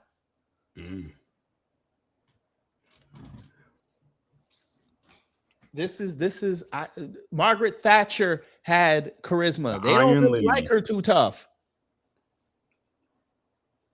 But okay, charisma. Yeah, Jim Jones had charisma too. And we all know what happened in Guyana. Yeah. Whew. Pol Pot had charisma. And we all know what happened. Zhou Enlai and Mao Zedong had charisma. We all know what happened. Charisma. Vince McMahon had charisma. We all know what happened. That's what we're doing. So because Trump has charisma, right? So that's okay. Okay. We're going to bypass all your evil because you have charisma. They took that team and went and worked with it. So we took Nazis, and you wonder why we have the problems we have in this country now. Okay. By the way, screenshot number 3. Screenshot number 4. He really looks like Steve Urkel right there. Go ahead, Mayor Urkel. Tell us more. It's just, I'm not, for example, like for me, like I would be the person back in like the, I don't know, 40s, 50s. I would be the person interviewing Klansmen. Oh my God. I bet you would be glad to do so. I bet you would be so glad to do so as well. I forgot he said that. I'm going to play it again because I know y'all ain't gonna believe that he said it. By the way, we already got the screenshot on that, but he said it. It's just, I'm not, for example, like for me, like I would be the person back in like the, I don't know, 40s, 50s. I would be the person interviewing Klansmen. I bet you would. Nigga. You think the Klansmen gonna let you get that close? Right. The Klansmen, we are not about to romanticize the Klansmen like they were a bunch of liberals. We're not about to do that. The Klansmen in the 40s and the 50s, in the middle of the civil rights movement, the 50s. How old is he? He's like, he got to be in his mid-20s. Sir. He has not the lived. 50s, you wanted to interview the Klan after some of their cousins killed. Jesus Christ. He's getting me pissed off.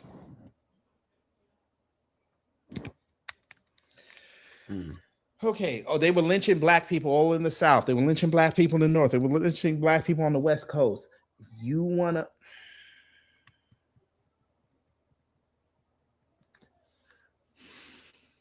He wanted to be interviewing the Klan. He think he was one. First off, what newspaper will go and pay for your insurance and your security to go and interview Klansmen? That's what I'm trying to figure out. Oh my God. You were gonna go to Mississippi and interview Klansmen? Mississippi. What about Alabama? Southern Georgia. What about, let's go where it started, Pulaski, Tennessee. Shit. He would have ended up like old boy trying to interview the Klan. You know what? He probably would. I bet you if he'd said, Amir, there is a place called the North Sentinel Islands. It's a nice place, is water, beach, and everything. He would probably go over there with no hesitation without doing no research of what he about to get himself into and not come out of. Oh my God. And I wouldn't, and you know what? I wouldn't stop him. The white bitch that helped kill why am I blanking on his name right now? That's not good. I can't believe I'm blanking on his name. Who? The white bitch that sent her husband and his friends to kill. What's her name? Why am I blanking on his name right now? Oh, Carolyn Bryant. Yeah. Why am I blanking on the young brother's name? Emmett Till. Thank you. I knew it started with an E. Emmett Till. You wanted to end up like Emmett Till, sir? Trying to interview the Klan. He probably doesn't even know who Emmett Till is. Bro, they lynched that boy for allegedly whistling at her. You try to have full-blown conversations with Klansmen. He think this is a fantasy. He must think that he's living in a fantasy. It's some kind of a simulation. But y'all said America wasn't a racist country. That's what what's his name? Tim Scott and Kamala Harris said. Mm-hmm. Oh, now everybody else is trying to run around and say it now. I'm like, oh. But then when I start talking about black and white, then all of a sudden you bringing up color. But y'all say that's racist. Duck Yomo, is that Amir? Is that you? This Duck Yomo person in the chat. Who are you voting for, sir? Or ma'am, or it? We don't discriminate.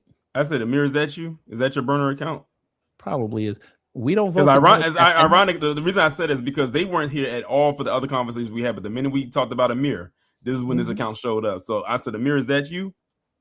We don't vote for Democrats here, so I know that's where you're going with it. I'll help you. This is me talking. I voted for Trump in 2020 in New York City. So try again.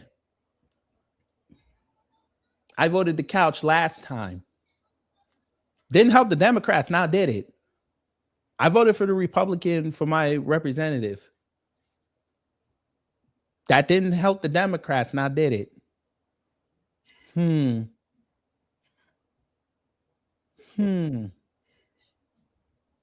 It's interesting how that works. It's just, I'm not, for example, like for me, like I will be the person back in like the, I don't know, 40s, 50s, I would be the person interviewing Klansmen. Like I would be eager to go to a Klansman's house and sit down at dinner and just like understand. He said eager.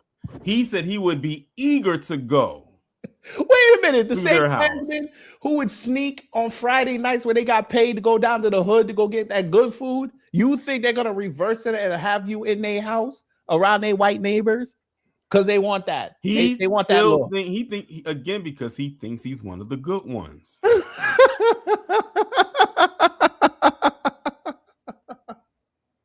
He wants to sit there and interview Klansmen while they try to pass around a fried chicken and hope they didn't lace it with cyanide to kill you.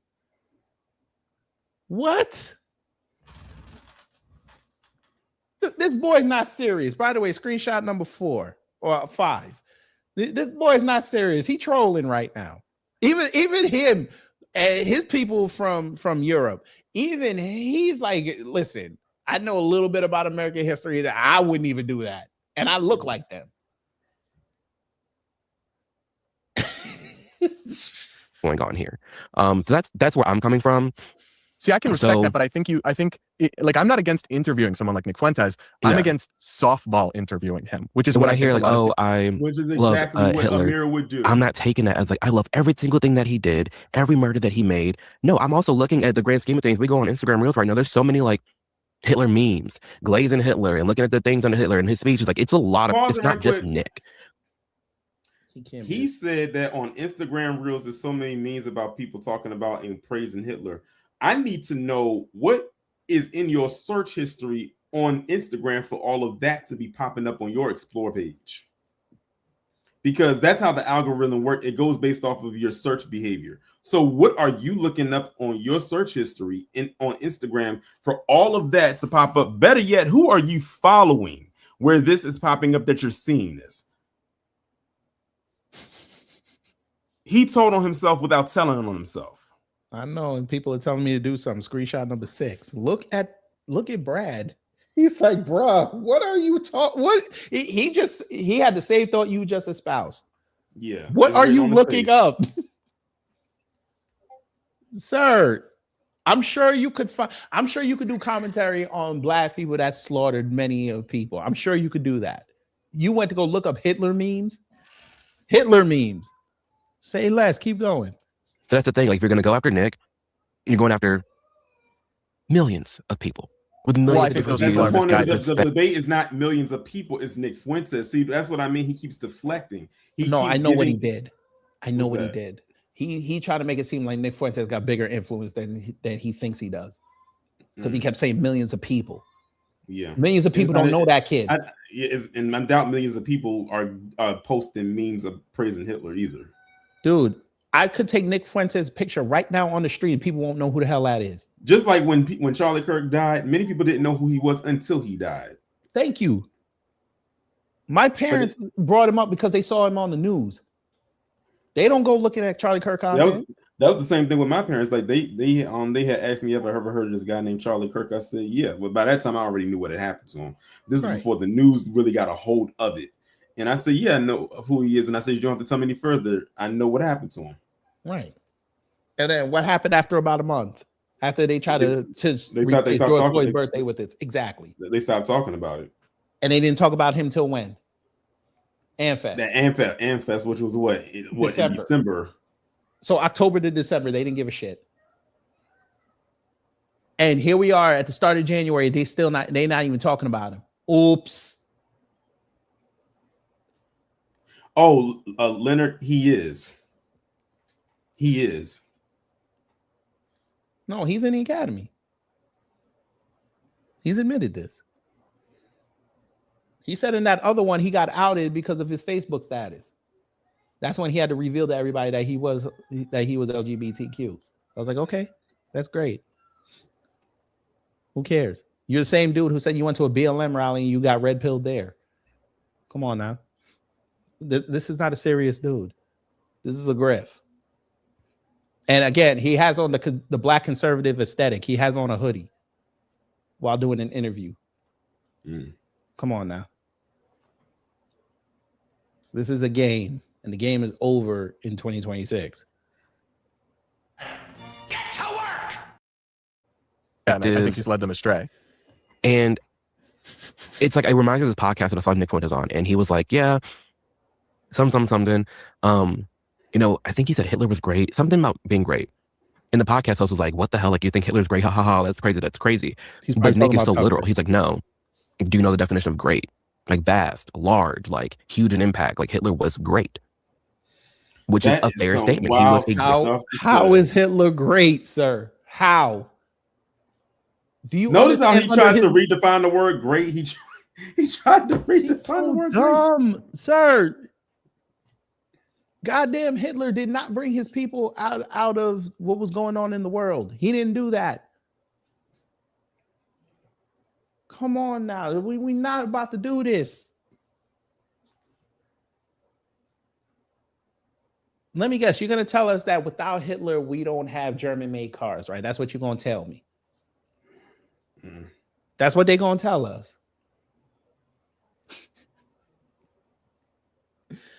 Okay. Figure. He was huge in our history. He was huge in our past. So there's different ways it can be taken. And I'm sitting here minding my business, sitting like, well, I don't have the time to go through every single ounce of context or how this is taken, how this was spun. But you're going to talk about this man, but you don't want to talk about the context, but you just said that you need to put his stuff or that he's saying in its proper context. This motherfucker. So you can't be bothered to do the research, but you expect everybody else to put it in the proper context so you could try to griff off something so you can make an argument. Exactly. He ain't slick. And they all do it. They all do the same thing. It's literally a wash, rinse, repeat. That's why it's so easy to debunk them. And he just don't do nothing different. The interview. He just admitted he didn't watch both interviews. He just admitted it. The Piers Morgan one and the Tucker Carlson one. He didn't watch them. So he's basically going off of clips. Thank you. Probably something he saw on Twitter. Right. And then but he wants to talk about context. You didn't have the context. Right. You saw a minute clip of what he said that people knew were going to get the views. And without the context, you don't know how he said it. So just like, I don't know. I guess though, then you can't really condemn anyone for any extreme or hateful thing they say. If there's always a context, or there's always, people that agree with them, that you don't want to condemn those people. I don't really agree with that approach. Even in this, okay, do you condemn somebody for killing someone else? Yes. Unless they were defending themselves. But there's context. Yes, you condemn them until you figure out what happened. Because according to y'all on the right, killing is wrong. But if it's somebody you don't like, then you give it context saying that it's okay. Mm-hmm. Well, in their case, when it comes to people like, they love to bring up George Floyd. In that case, that was okay. But again, they say that now, but we also have their posts before it happened. And the grift was to say that he died of fentanyl overdose. They were saying that Derek Chauvin need to go to jail. Mm-hmm. Oh. So Amir, are you admitting that people just say things without context and that's okay? Mm-hmm. People, I don't really agree with that approach. Even in this, okay, do you condemn somebody for killing someone else? Unless they were defending themselves. Okay. If someone took your child, beat it, raped it, and killed it, and someone killed them, would you retard? That's the context. Oh, jeez, he's about to debunk himself. Like, disavow them? Like, that was so wrong. You should never do something like that. No. Now, should the law still punish someone who vigilante murders a criminal? Yeah, but I personally would have sympathy for the action. Exactly. So there's it can go so far as, there could be context to certain scenarios based off of more context. I guess though. What? Oh God. Oh, so we have to keep peeling back the layers until we get to something that agrees with me. Then we'll say, okay, it's okay. And he still doesn't make any sense. It is not. He thinks he did something here, but he didn't do nothing. But you see how you had to go to, they deleted your kid. So are you going to condemn that person or not? No, I'm going to kill him. I'm not going to go randomly kill somebody I don't know. I know what he's trying to do. He's trying to give Hitler a pass. Mm-hmm. You can't give a dictator a pass in any context. You can't do it. If the people are suffering, you cannot say that they did something right. That's not cool. By the way, screenshot number 6 or 7, I forgot. Mm-hmm. Like, come on, bro. He sounds stupid. No, he is stupid. Oh my God. That's like me saying, should we bully Nick Fuentes off social media? Well, why would you do that? Because he says things that are not cool. Oh, but he said this one thing that's correct. So that automatically means I can't bully him. Mm. That's how you sound. I do agree that there's always context, and a lot of times we condemn figures based on clips that are taken out of context. But I have watched hours and hours and hours of Nick Fuentes, and like his actual underlying positions. It's not just like jokes or clips out of context, are extreme and I think evil. I mean, he thinks, for example, interracial marriage shouldn't be legal, should not be socially normalized or allowed. He also believes about women that they should essentially be second-class citizens, not allowed to vote, kept in the home. And let me play you a clip of him talking about that on Piers. We should even show him what he said about gay people. But I know Brad won't do that. And look how sassy he started looking. He's like, oh, that mixed breed, he about to be all. Here you go. Just to clear up one of the many theories about you, I have no idea what the answer is, and you haven't got to answer. But are you actually attracted to women? I am attracted to women. You're not gay? No. But I will say that women are very difficult to be around. Okay. So there's that. And do you think they should have the right to vote? I do not. No, absolutely not. They should stay at home? Now go ahead and tell us about the context on this. So basically, you're just a misogynist old dinosaur, aren't you? For a young guy. Yeah. I mean, I know I'm the boomer. I know I'm the boomer here, but actually, you're a 27-year-old dinosaur, aren't you? Aren't you, Nick Fuentes? All women. I am. All women are annoying. All women grow old. They all get fat. Says the guy, have you ever had sex? No, absolutely not. Wow. Says the guy who's never got laid. So Piers part of that is- is funny. That's hilarious. Piers was like, He was being his real liberal self. he That was hilarious. being very petty with that one. They probably could have went on for like another 30 minutes just on that part alone. Mm-hmm.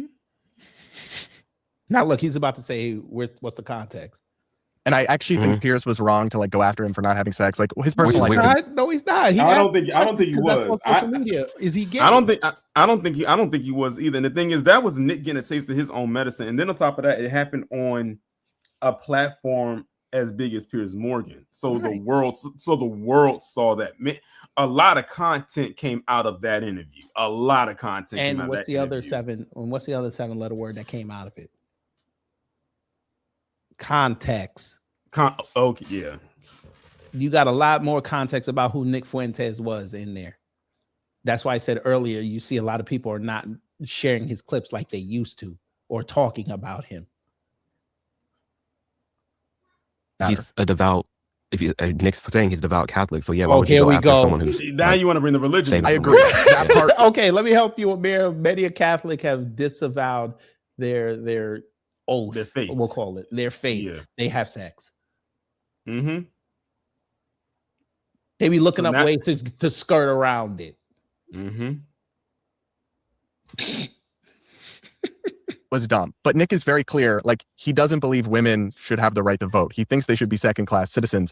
To me, that is like, we call things, oh, everyone's misogynist, everyone's sexist. Those terms are watered down. But if that is not genuinely misogynistic and sexist, then nothing is. And if that's, and I thought we all agreed that actually wanting to discriminate or subjugate people on the basis of their immutable characteristics is evil and wrong.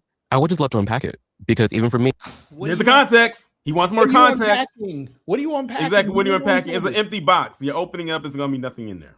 Sir, thank you. He already gave you the context. That's how I feel. That's the context. Right. Like, what You else want do you context. need? This How guy you- act like he on the payroll. How are you a YouTube commentator? You don't want to go look down context. I hope y'all realize he's invalidating his entire channel by the more he talks. I saw them. I saw some of the comments. I saw some people said, "I'm gonna unsubscribe."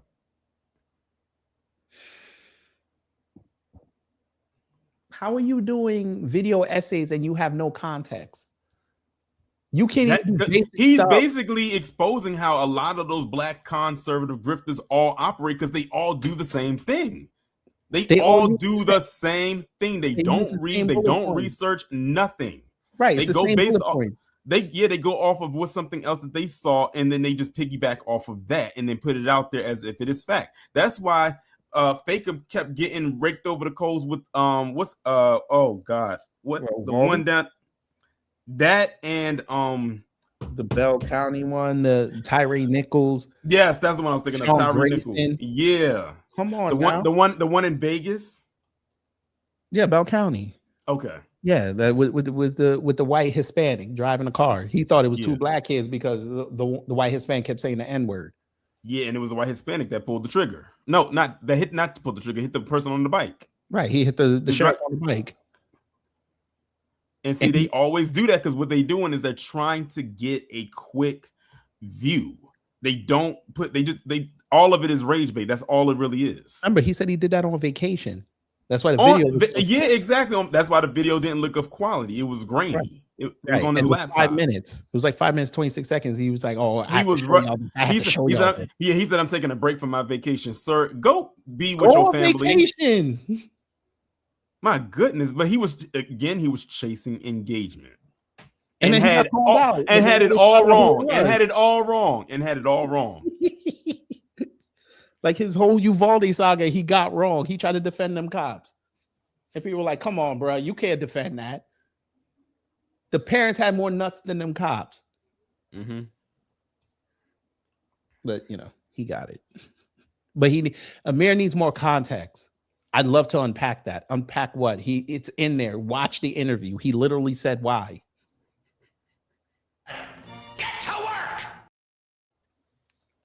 you see me you see my stories. They get crazy on Instagram. I did an opinion poll and I said, for all the women out there, do you think women should have the right to vote? And it was like 50-50. So when I'm hearing, how do you know they were women that exactly? said that? Thank you. I was getting ready to say that. How do you know all of the people that voted in there was women? It's an anonymous poll. Most of those are probably men. Oh my God. I saw this part right here, and I said, "Yeah, I'm done. I'm done." Yeah, I didn't see this. I saw this part, and I said, "How do you know it's an anonymous poll? How do you know it was only women?" They're not going to show you who said what. Exactly. They don't show you who's. It only shows you the results of whatever the question was in the poll. It's like 50-50. My goodness. 50-50. Okay, dude. Nick say that, I'm also in my head thinking of the thousands of women that follow me. They're like, yeah, we should not be voting. So the thousands of women that follow him said that. Okay, dude. Are you sure they're women and not Indian bots, sir? Because Instagram's been called out for that too. That too. That's right. Oh my God, sir, you're a big page on Instagram, sir. Everybody gets paid on Instagram with a blue check. Come on now, sir. That's why I immediately just put it on the back burner. I'm okay, well, let's hear him out. What y'all got to say? That's just where I think there's a good argument for it. I'm always just down to hear somebody else. What do you think? Now that I agree with it, do I think there are some crazy women out there? Yeah. Do I think there's something for the highest divorce rate is lesbians, then straight couples, then gays? Yeah. Is there something to be said for? So that means what? They're not supposed to vote if they're lesbian? Is that what you're saying? Because guess what I just did, Amir? I took you out of context.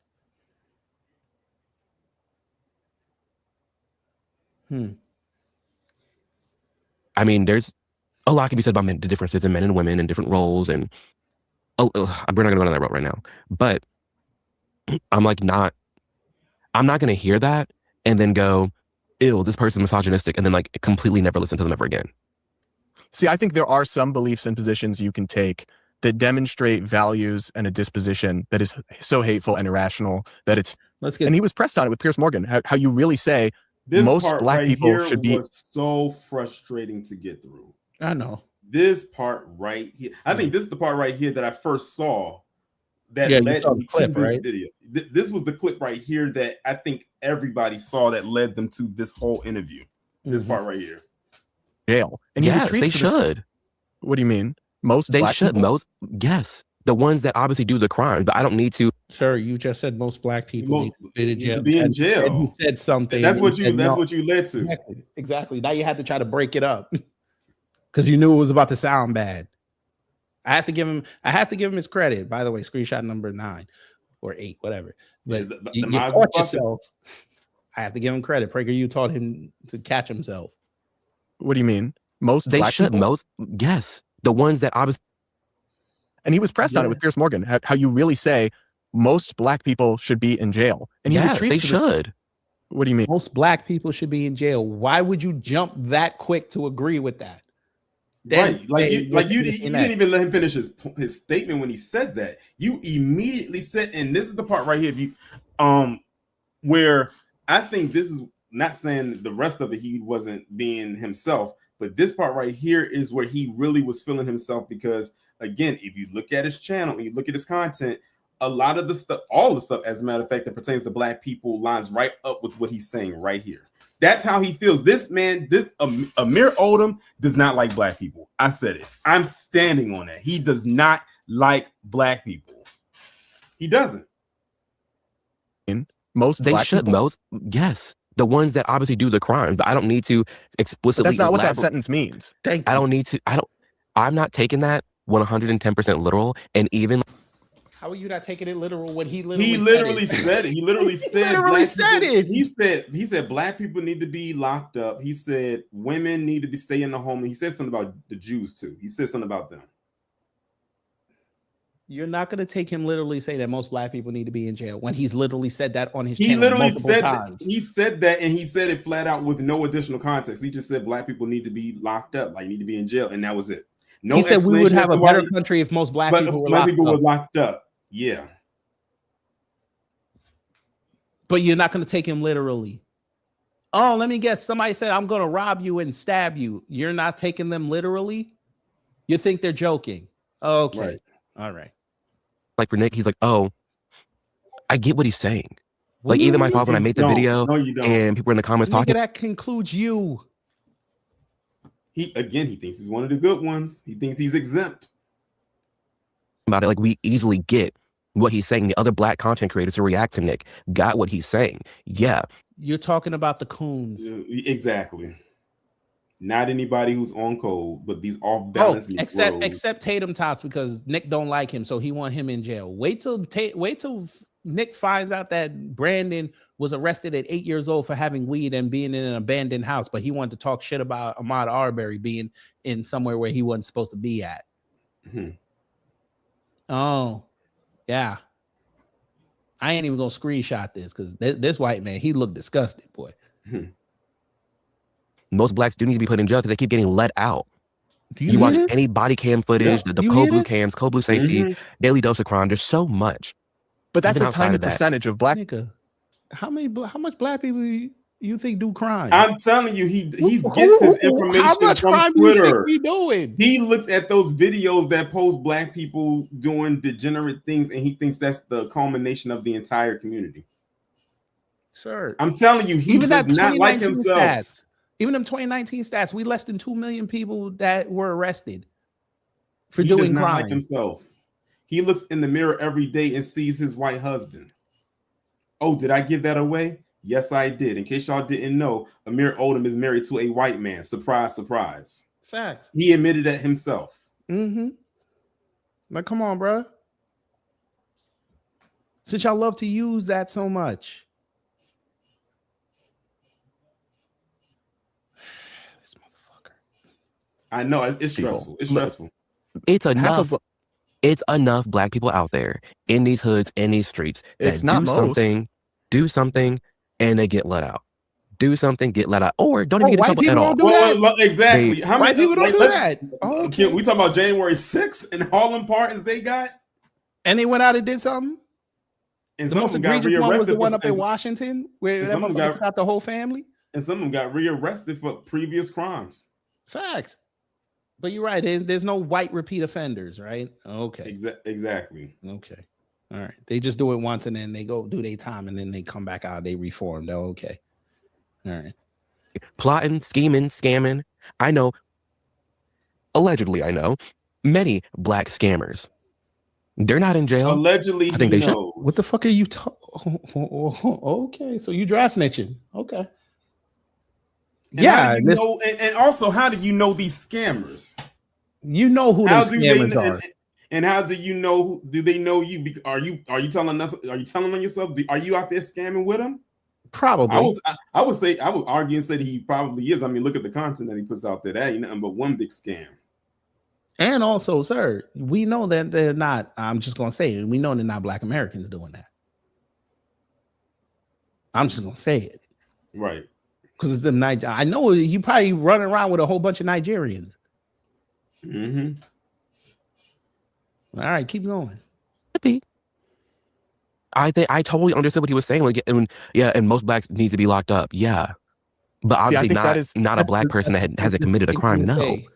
See, I think his words mean. Let me would have debated him and said most white people need to be in jail. See how quick he defend them. Mm-hmm. Talk about what's the context, huh? You see how ridiculous you sound right now. Shoot, we just did. What about the one last year with that violated those two girls and almost strangled one to death, and they didn't lock him up? Mm-hmm. And that's recent. Idiot. Oh, for those who are saying the Somalians are going to take it, white woman is the leading face of that one up in Minnesota. That's why they're so focused on them Somalians real fast. But, you know, we may cover that on the channel. We may. What they say, not like what you could extrapolate them to mean, right? We don't give other people the benefit of the doubt in that way. Like if I was to tell you most gay people should be executed, right? And you were like, that's fucked up. Most gay people haven't done anything wrong, even if there's a few here or there who have committed horrific abuses or whatever. It wouldn't be fair to me to then say, well, what I want you to watch what he's going to do here. Yeah. Because I went through this. I want you to see what he's about to do here when Brad brought that up. Mm-hmm. I think you might know what he's going to do. I saw this. I know what he's going to do. Okay. Just making sure. Less children should be executed. Well, that's like, point whatever tiny percentage of gay people. So of course your original statement is totally different from what you're saying you actually meant. And I think that's why I find that kind of blanket statement so objectionable and absurd about Black people. I just don't, because even your sentence there, the example of, it's a little much. Most Black gay people should be executed. Let's just say you said, oh, most gay people should be. Did you catch it? No, listen. Yeah, I caught. Did you catch it? Did you catch it? For those in the crowd, did you catch it? We're gonna play it again. Listen intently. It's a little much. Most Black gay people should be executed. You heard what he said. He had a Freudian slip.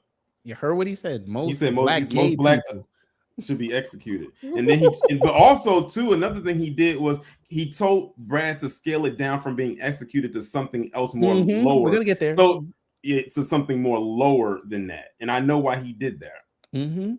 Let's just say you said, oh, most gay people should be in jail. Most gay people should be in jail. I would say, okay, what do you mean by that? Oh, now you need context.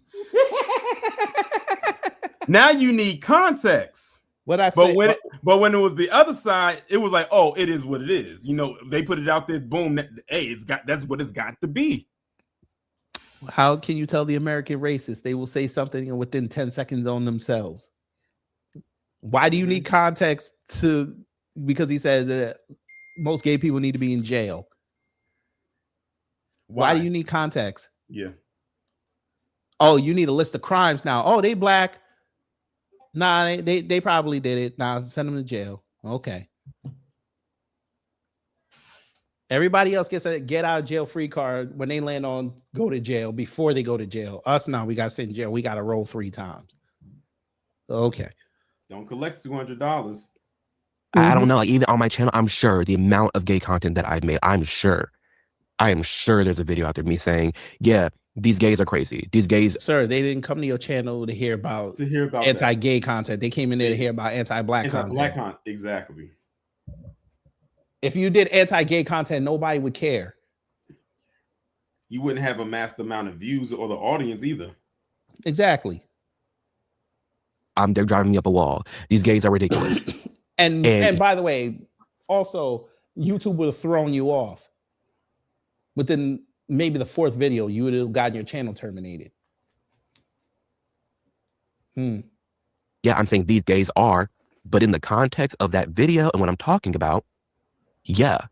Like when I'm looking at a pride parade, I'm like, these gays are crazy. I'm not talking about every single little gay person there. But you just said you just agree with Nick Fred that saying most Black people need to be in jail. And also KG, that includes the innocent ones, you dork.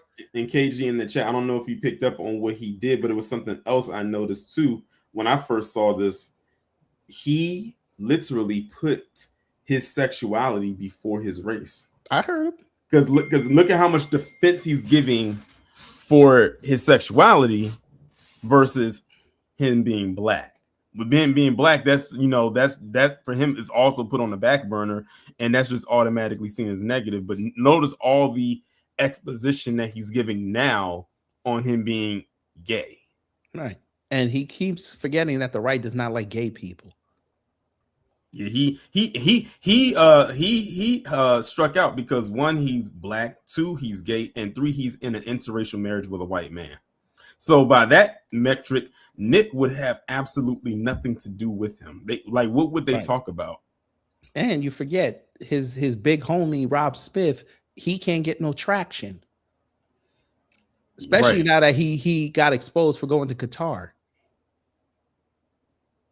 Same thing with what's his name, Xavier DeRusso. Well, he went to Gaza. But CJ Pearson was also on that trip with him. Not the Gaza one, the Qatar trip. And notice how CJ been real quiet. He been getting cooked lately. He ain't been on social media like he usually is. Yeah, see, they got too comfortable. But you know what? Hey, it is what it is. There you go. But I am talking about friendly around naked in front of kids. I feel like I've definitely said something like that. So I'm not going to hear someone else, another person like us, a content creator, hear them say something and be like, that's gross and reprehensible without taking in at least what is the context behind this. I was going to say something so fucked up, but you know what? I'm going to be nice.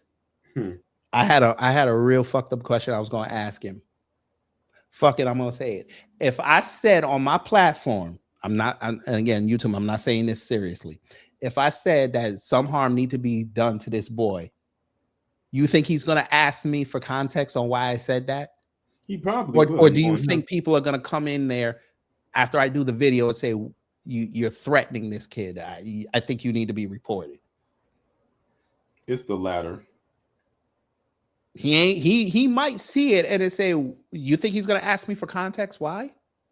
Or he's gonna say, well, you know what? I'm gonna go talk to YouTube. I might even get the police involved. That's literally what you said about black people. Damn all that. No legal recourse. Go to jail. Oh, gay people? Nah, I need to know why you said it. I need to know why our sashaying makes you so visceral in your hate for us. Right. What is he talking about? And when I take in the full context, I've gone about this in my video of Nick, where Nick and I have grown up in the same area. I don't know him personally, but we grew up in the Chicagoland area. See? We see the things, we've seen the same stuff. It's like when Piers... No, you didn't. No, you didn't. First off, Nick already admitted he didn't see the shit. He saw it on the news. He admitted it multiple times. Even in the Nick Fuentes, in his interview with Piers, he even said, I see what's going on in the news. The one, he gave himself plausible deniability when he said, oh, I was riding a train and I saw some black guy going crazy. Sir, you were watching the news in the middle class neighborhood in Chicagoland, not Chicago. That's different. That's like a Long Islander telling you how much of a New Yorker they are. You don't live in New York City. You never lived there. You don't know it.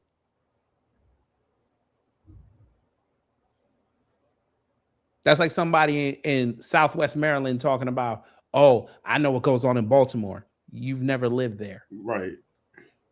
Like, I can't say I know what goes on in Baltimore. I can say I've been to Baltimore, but I can't say I know what goes on there because I've never lived there.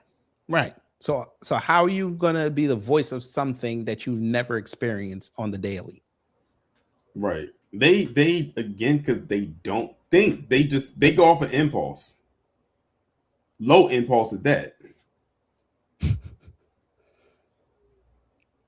Pressing Nick on avoiding the black fare, the black restaurants. Yeah. Even black people in Atlanta right now, we can all go on TikTok. Oh, he's on your territory about not going to black brunch spots because you don't want hookah in your pancake juice. Nigga, what? That's your territory. Nigga, what? Oh, so every black brunch spot in Atlanta does hookah? What are you talking about, sir? See now he's rambling again. This is the foundation of his channel. Right First off, the black restaurant comment was him talking about white corporations like Olive Garden. That's not a black restaurant. Since when is Red Lobster a black restaurant? Number two, again, not every brunch spot in Atlanta has hookah. You don't even live in Atlanta. Speaking on places he don't live in. What the fuck is he talking about? He don't know what he's talking about. He just throwing stuff at the wall to see what sticks. I didn't know STK had hookah. I didn't know that. I didn't know Ocean Air Seafood Room had hookah. I didn't know that. I didn't know the Sugar Factory had hookah. I didn't know the Alden, which is one of the best restaurants in the city, if not the best. I didn't know they had hookah. I didn't know Snooze Cafe or First Watch or the other one, Flying Biscuit. I didn't know they had hookah. What are you talking about?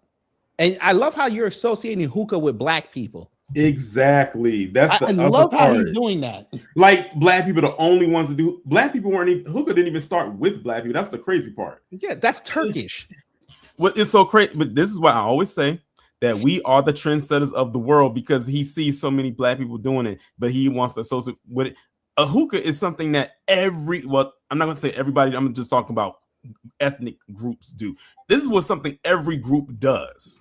And by the way, every group does it. It's not conducive just to black people. Right. And just to help you understand what's going on out here, most black people now are getting away from hookah. Yeah, because people that are doing the research on like the side effects to it. That and the herpes vaping. increase and the herpes increase that's been going on the last decade. Yeah. Hookah's not cool like it used to be. It was cool when we were in our 20s. It's not cool no more. It was good for a good trend to see on social media. Exactly. But now it's like, you know, it is what it is. It's like it's going back to being almost like a niche thing. Right. Like, and you don't want to go anywhere with the fake green grass wall, and you don't want Hennessy Douce spiced Jamaican rub salmon bites. Now you're talking about your people now. The fuck? Hennessy rubbed Jamaican spice. What did Amra Fuddle talk about when I did that video the other day? He said black culture was a Hennessy, weed, and drugs. I'm telling you, they all get their talking points about us from each other. Sir, what Jamaican restaurant or brunch spot are you getting this from? Jamaicans don't even play with Hennessy like that. What are you talking about? I told you this man is whitewashed. He very much Hennessy? is. Because apparently all black people drink his Hennessy. Remember at one point in time, said was hookah. Hookah is, well, basically you go to the spot and they give you this menu that says, okay, how many people are gonna do it, and then they give you different flavors. So you pick your flavors, and then they bring out these hot rocks, and basically they put the nicotine or whatever the hell it is. They put it in there, and you basically just smoke it. It's basically you smoke it, and it comes in this pipe. It's like in a tube, and it has like a nozzle at the end. Now, make sure if you're with a group, you have your own nozzle. Don't be on off the same nozzle, because that's nasty. You don't know. Right. But they give you color coded nozzles, so you know who's in who. But hey, GDS, I said the same thing. I said the same thing. He does not have any black friends. He doesn't. At least none that are actually black, if you know what I mean. Right. They're not black. they off black like him. That nigga said they're gray. I put that said off black. They're gray. Jesus. A meme to avoid black restaurants because they're ratchet, ghetto, and loud. That's how he feels. That is how he feels. What is the okay, sir? Let me help you. Kevin Kelly, you know he ended all that, right? With one video. You do know that, right? When he called out them chicks that were dancing during his brunch spot, and he said, listen, we pay a lot of money to rent this space or operate this restaurant. We don't want that shit here. And remember how everybody was giving him shit for saying it? Well, a lot of us were like, you know what, you right. Maybe we didn't like the way he did it, but we understood what he was trying to say because he's trying to run a business. Did that man not get any bigger? He went from just that one restaurant. He has 4 now. Black people don't do that shit. Right. Again, where is he getting this from? He's getting it because he's still in 2020. Exactly.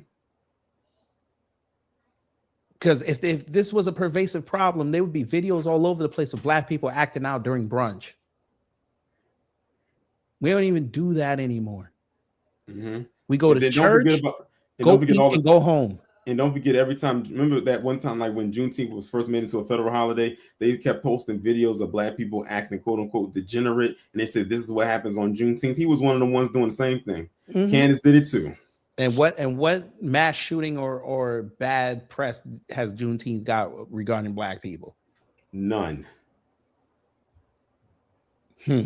But the bad press always comes from their side when they putting up their stupid ass yearly video talking about how bad Juneteenth is. Okay, remember your boy who's in office right now, he was the first one to advocate for that. He sure was. They forget about that. Oops. Sounds very liberal of him. He did advocate for Juneteenth to be a federal holiday, but Biden actually went through and actually made it an actual federal holiday. Right.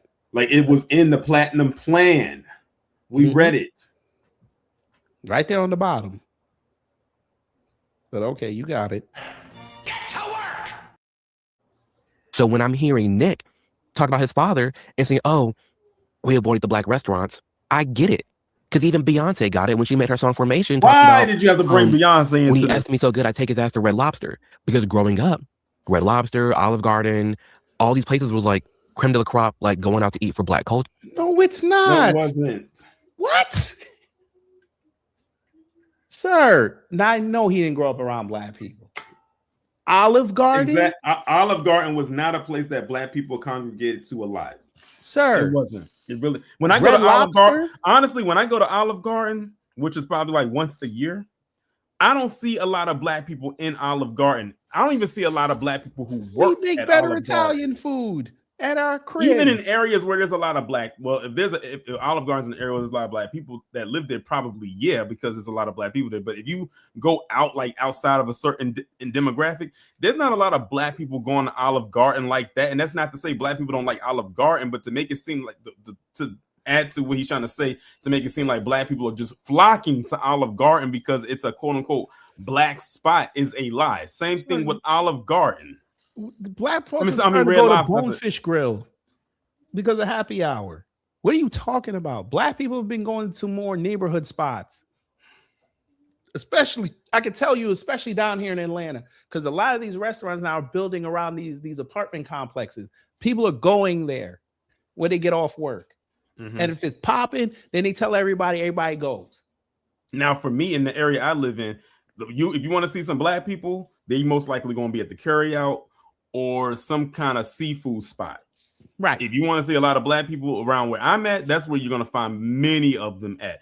But when I say seafood spot, I'm not talking about Red Lobster. No, we're talking about the seafood spot where they actually like the hole in the wall spot. Right. You get the styrofoam. Exactly. Places Black that we know, exactly. places we know Amir Odom would never frequent. I'll put it like that. Olive Garden been complaining for years that they've been losing people. Red Lobster had to bring in a Nigerian to spark up the views. What is you talking about? Is he like living in reality or no?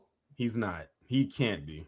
It's no way. Amir, I work in food service. The food service industry, especially with the corporate restaurants, have been losing money for a decade and a half because people like, listen, we're not finna pay all this money for this food and you keep skipping on portions. We might as well just go make the food ourselves. That's why you're seeing people on TikTok and all these other places doing copycat recipes. And the recipes be looking good too. That's what I'm saying. And it's homemade, so you can control the content that you put into the food. And since you're a young nigga, I'm sorry, my baby isn't. I shouldn't have said that out loud.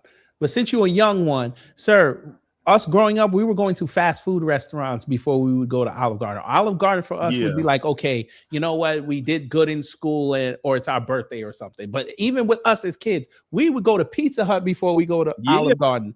Yeah. You too young to know about the Book It Club, my G. And that's back when fast food actually had good food. Somethings. But he don't know about the Book It Club. For those who don't know, back then going to Red Lobster and Olive Garden was seen as a luxury. That was a luxury, and that was reserved for your birthday. If that's what, or you did good in school. That's how it was for me. Like when Olive Garden, because I like Olive Garden. My parents, because especially my mother, she didn't like Italian food like that. It doesn't agree with her at all. But when my birthday came around, that was the one time a year that I would go to the Olive Garden, and I would love it because it was the only one time I was going. Right. But you know, even like with Red Lobster, Black people are going to Red Lobster like every other day, like that. Except when they said endless shrimp, then you would see a whole bunch of Black people in there. But on a normal day, no. Or Lobster Fest. Right. We were going to Sizzler. I just dated or Ponderosa. Sometime a buffet spot.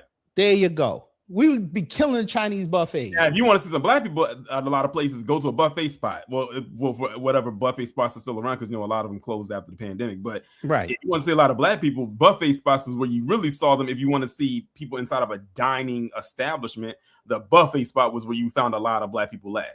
Yeah, or even when you just go from the Northeast, diners. You forgot about that. We'd be killing the diners. Yeah. Or the pizza, or if you're in DC, go to Ben's Chili Bowl. Right, but you talking about we be going to Olive Garden and Red Lobster like right? That. No, we don't. No, we don't. Even when it was $5, you could go do a street test and ask people, do they go like Black people, just Black people only? do you go to Olive Garden? And then ask them, if they say yes, how many times a year do you go? And I bet you many of them will not go past 3. Dude, I don't even remember the last time I went to Olive Garden. The only black people that go to Olive Garden that many times is probably the people that work at Olive Garden. And that's because they work there. So they have to go. This boy don't know nothing about no black culture. This is Matt Nuclear if he was LGBTQ. Oh, God. Sure. I know it's for white people too, but especially for black culture, that's what it was. No, and you go to these wasn't. restaurants, it's just hood. It's just decrepit. No, it was tons of black people, loud, ghetto, ratchet, and you don't want to be What around Red that. Lobster There's a did he reason. go to? They That's what didn't I'd even like put to Red know. Lobsters in the hood like that. They really did. You usually had to drive like 20 minutes. You had to drive out of your area, Like for depending on where me, you live, to get to the Red Lobster. where we lived in Queens, we had to go to Long Island to go to Red Lobster. We had to go to Green Acres Mall. That's like that was like 20, 25 minutes away from the house. What is he talking about? Or if you really wanted to be fancy, you go to one at Roosevelt Field. That's like 40 minutes away. What is he talking about? He don't know nothing. But all right, but Red Lobster was ghetto and ratchet. Okay. All right. Red Lobster. Why black people leave the hoods and go to the white suburbs. There's reasons why. What? Real quick, there's reasons why there's black people making memes about living in all white neighborhoods and being upset when another black moves in. What? That sounds like projection. That sounds like something he would. That sounds like something he would do. Yeah, He's black projecting. people. He is moving out. projecting. That's Black something people- he would probably do. Black people moving out. He is telling on himself. And he does. I don't know if he doesn't realize it or he doesn't care or if it's a combination of both. Wait a minute. Black people are moving out of these neighborhoods. So why is there so many black people still in these neighborhoods? Exactly. And why are white folk going to these neighborhoods? I'll tell you why some of these white folks are coming to the hoods and stuff like that, and it's not to live. They go into a house all right, but it's not to live there. If you know what I mean. Mm-hmm. I remember a couple years. I think I told this on my channel a couple years ago. I was on my way to the store, and I live in a pretty much predominantly black area. It's a couple of south of the border and sprinkled here and there, but I was going to the store. And when I came back, I saw this. It was this white woman. She had on a white t-shirt, with the sleeves cut off, and some jean shorts. This is probably like maybe in the spring, maybe early summer. And this woman had all kinds of meth marks on her. So I already know why she was there. This woman looked like she could barely walk. It looked like something straight out of World War Z. This Amir boy. And look, he praying to God right now. Lord. I think There's the difference there stuff is to that it. those black people don't, at the end of the day, if you get down to the nuts and bolts of it, actually hate black people. I think they don't actually view black people as less than white people, right? They're memeing, they're making cultural commentary, they're joking about stereotypes that might have a grain of truth. But at the end of the day, they still agree with the idea that we're all humans and we're all equal, have equal dignity and worth, regardless of our skin color. I don't think Nick believes that.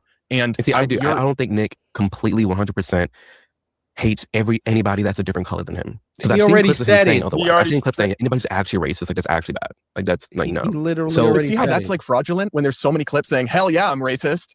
Like you're not a consistent person then. No, because even for me and some of my friends, you're getting a different version of them on the game versus not.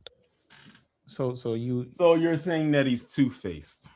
So you're saying you're around two-faced people. You're telling us a lot about your childhood. He's telling us a lot about his adulthood too. So you're around two-faced people. No wonder you're a I'm conservative. telling you right now, if Amir Odom was not relative and I saw this video, he would not be getting an invite to the family reunion. We'll say, it was canceled. He's not even getting an invite to come over and get something. You better send your mama. I don't want you in my house. Do like they did back in the colonial times. Send it over with a bird. Fact.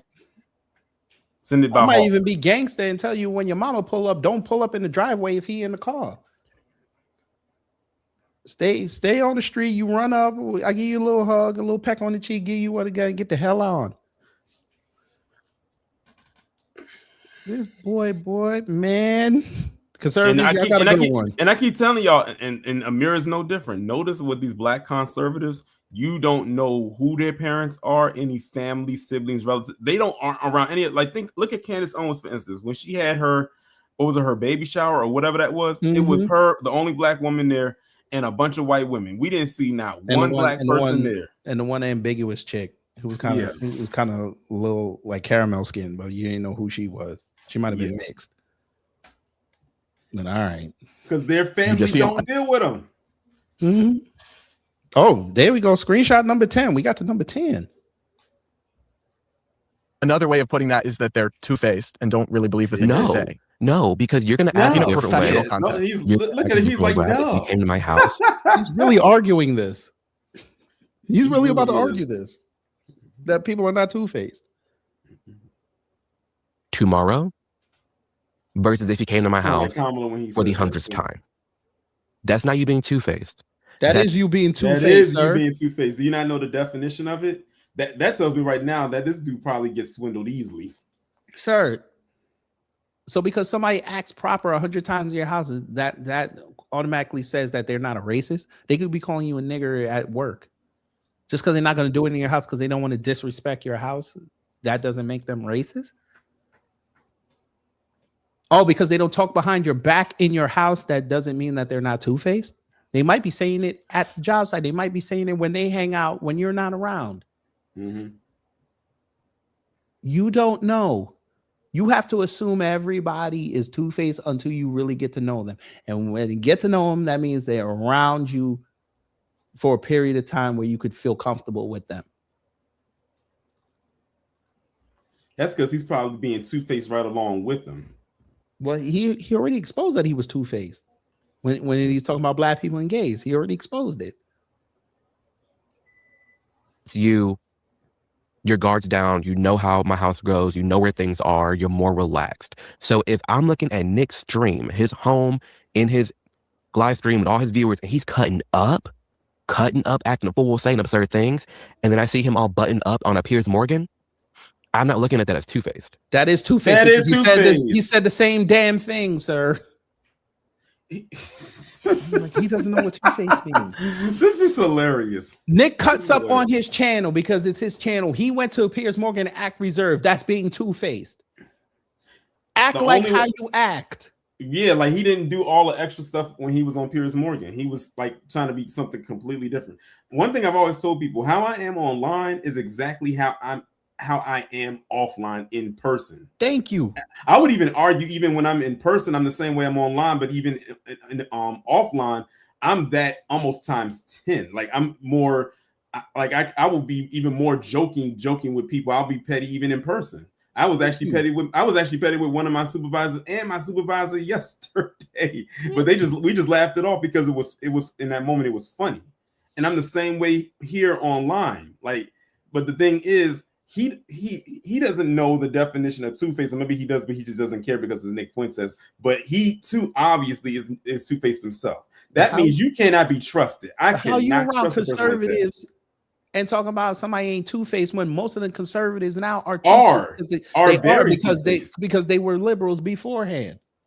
I've argued and said that many people who are in politics are very two-faced. Come on, I'm not gonna say every last one of them are. There's a small percentage that aren't, but there are a lot that are. There are way more that are than aren't. Yeah, 47 felon is literally, he's literally told everybody he's a two-faced scumbag. And y'all love it. I'm not looking at that as fake. I'm looking at, oh, he has decorum. He's a guest somewhere else. Because that's how we are in other people's homes. If I go to your... Yet he got upset when Piers started talking. Piers got him out of his element. Because he's never been pressed like that before. He can tell. He had him flustered. And that needs to happen more often. That's it. Yes. Is that it? Press these people. Press these people. I thought it was over. Yeah, I'm done with it because I want to get to this Byron thing before it really get dark because I gotta go grab some fish from the farm. Really get dark. It's definitely really dark where I'm at. I ain't hit down here yet. We still got some light. Probably another 30 minutes. But let's get. That was a slog. My bad. But let's look at Byron getting called a slave and a tether. That's boy. Fight back, Byron. He ain't fighting back. I saw his response. He said, "I'm not even going to dignify that with a response or whatever politically correct response he gave." Bruh, come on, you can't let him get away with that. He is. But here's the thing: he said because he took the advice that Michelle Obama said years ago: "When they go low, we go high." That's exactly, and he internalized that and he applied it right here. I said, politics is a dirty game. You can't fight. You cannot get in the mud and not expect to get dirty. Facts. And it's like, dude, first off, he trolled you by showing up at the closed school doing a press conference. Now, you got like 4 people out there with cameras, though, but he trolled you doing this. Then he go on there in the print and call you a tether and a slave. And this white man is like, listen, do you think that was bad language to say? What did he say? No, I'm not going to take it back.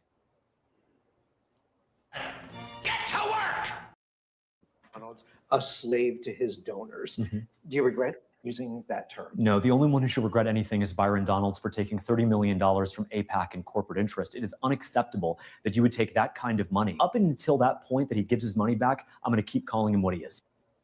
You let that man call you a slave to your. And he really took that money. Did he really take that money? Yes. Okay. He AIPAC show. I think that day I talked about AIPAC, he was on that list. And I was like, son of a bitch.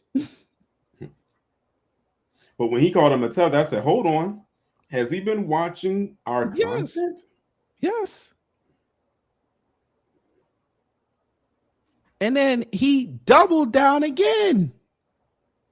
Right here. In front of this black woman, he said it. Get to work. Now, they say, let's talk politics, American Friedman. Politics for Americans. And this is something that we have to tackle. What are your thoughts about that? Well, that's right. And let's just be completely honest of what Byron Donalds is. Byron Donalds is a tether. He is not an American descendant. Wait a minute, James. That probably, I know that completely caught her off guard, and any black person that was watching who knows of that word, off guard of this white man saying that.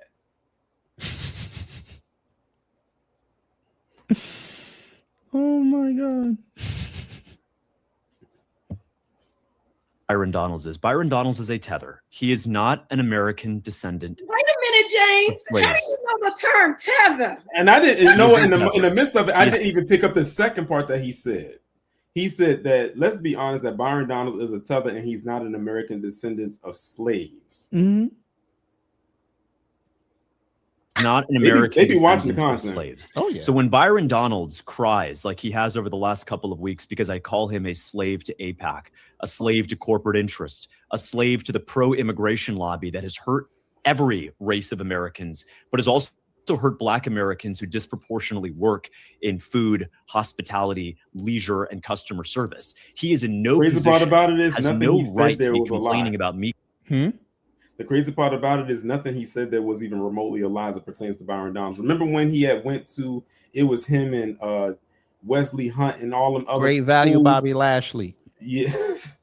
And him wearing them boots is crazy. You wearing them cowboy boots and a 3-piece suit is crazy.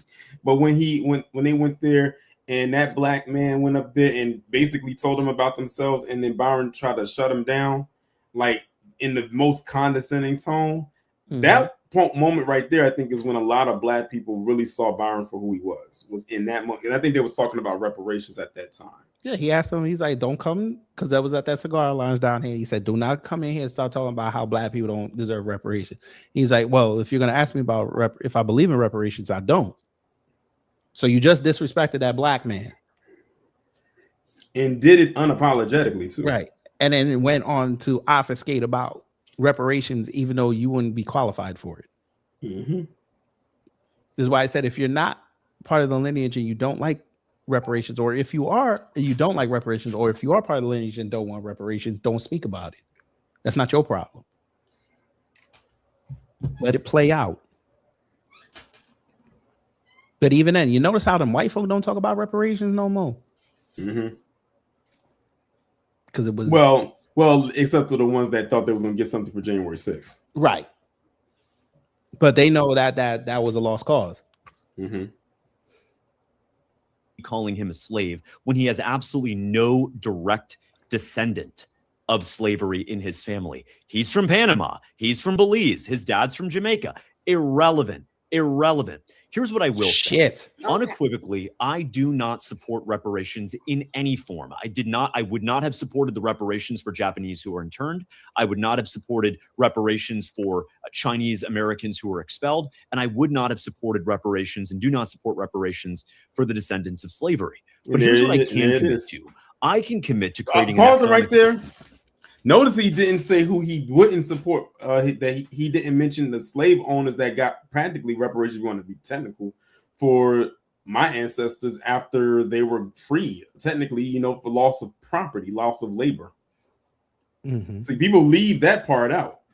But there was another group where he said he not going.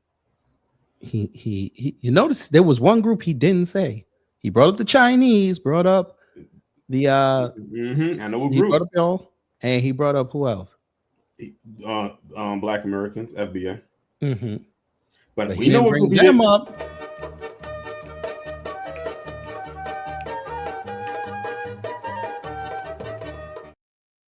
Did Candace really actually do that dance to that song? Yeah, she started her show off when she was talking about Ben Shapiro. She started her show off like that. Okay. But yeah, he didn't talk. He didn't say that. Nothing about them real estate agents, huh? Because there's a whole bunch of them down there. You need that money. That works for one group and one group only, and that is American citizens living in the great state of Florida. Consuelo, we have to be very clear about what has happened because of people like Byron Donalds. Last year, he said, quote, "I want anyone from anywhere who wants to come here and work and contribute to come." The problem is that when anyone from anywhere comes here to contribute, they are by definition taking a job that would have gone to someone locally who is a citizen, a job in agriculture, a job in hospitality, a job in customer service. And so if you want to do what's right by our working citizens, you have to stand up to the immigration influx. Now, Byron. Okay, so what are you going to say when Trump starts bringing in the Venezuelan refugees and they drop them in Florida? Or the ones from them second world countries? Remember, he said he wanted to get rid of the third world immigrants, but he didn't say nothing about them second worlders. The ones that have blonde hair and blue eyes, but they just have an accent. Yeah, and you got a whole bunch of Venezuelans down there in South Florida that you're going to have to cater to, and they're going to want their people. Don't they know they cannot win? They cannot win no matter how many fancy words they put together, no matter how many mind manipulations they try to do. At the end of the day, you are nothing more than a pawn on the chessboard in this Game of Thrones. Mm-hmm. Donald, you are not sitting on the Iron Throne because it's good to increase their profits by bringing in cheap third world labor from the Caribbean, from all over the world, from Central and South America, because those people will work for $4 an hour and our people will work for $15 or $20 an hour. Byron Donalds said 2 weeks ago at the University of Florida that we need to have the H-1B visa program, which brings in Indians and Chinese to take our jobs because, quote, our kids are not economically viable. He thinks that our kids are not smart enough, but the Indians and the Haitians, they are smarter than us. And so we have to import them to take jobs away from us. I'll give you just one example. In 2015, he said that we need to use the H-1B visa program to bring in pharmacists. that one of the top pharmacy schools in our state is at FAMU in Tallahassee. How dare he say that the graduates of FAMU or FSU or UF are not sufficiently qualified, that he would rather throw them overboard and then bring somebody else on the ship who is from India, China. Now, did y'all catch what he did? He started with FAMU and said, throw him off the ship. And we know FAMU. Oh, the language be a motherfucker, boy. Yep. That's why y'all consume New Black Media, because if you didn't, you wouldn't have picked up that he said that. I know, wherever, it doesn't matter. And so I'm running to do one thing, and that is to make life more affordable. But the precondition of affordability, Consuelo, is having a job. If you do not have a job, literally everything in your life is going to be unaffordable. And if you don't have a job because Byron Donalds is a slave to corporate interests and big super PACs that want to bring in cheap foreign labor, not because they love these people, not because because they will work at half the rate and do double the work. And that is a system that enables the great replacement of all American workers. And I will end that system as Florida governor. All right, so there is that. We'll see about that. Yeah, you gotta win the primary first, brother. Right. But did you think he took that back? Nope. Of course not. He tripled down on it. In a statement given to the Daily Mail, Fishback tripled down on his attack. If Byron Donalds doesn't want to be called a slave, then he should stop being a slave to his corporate donors. He's taken $30 million in corporate money, which has compromised his judgment. He continued, bruh. And then they got this. Must be nice. Florida is going to be fun.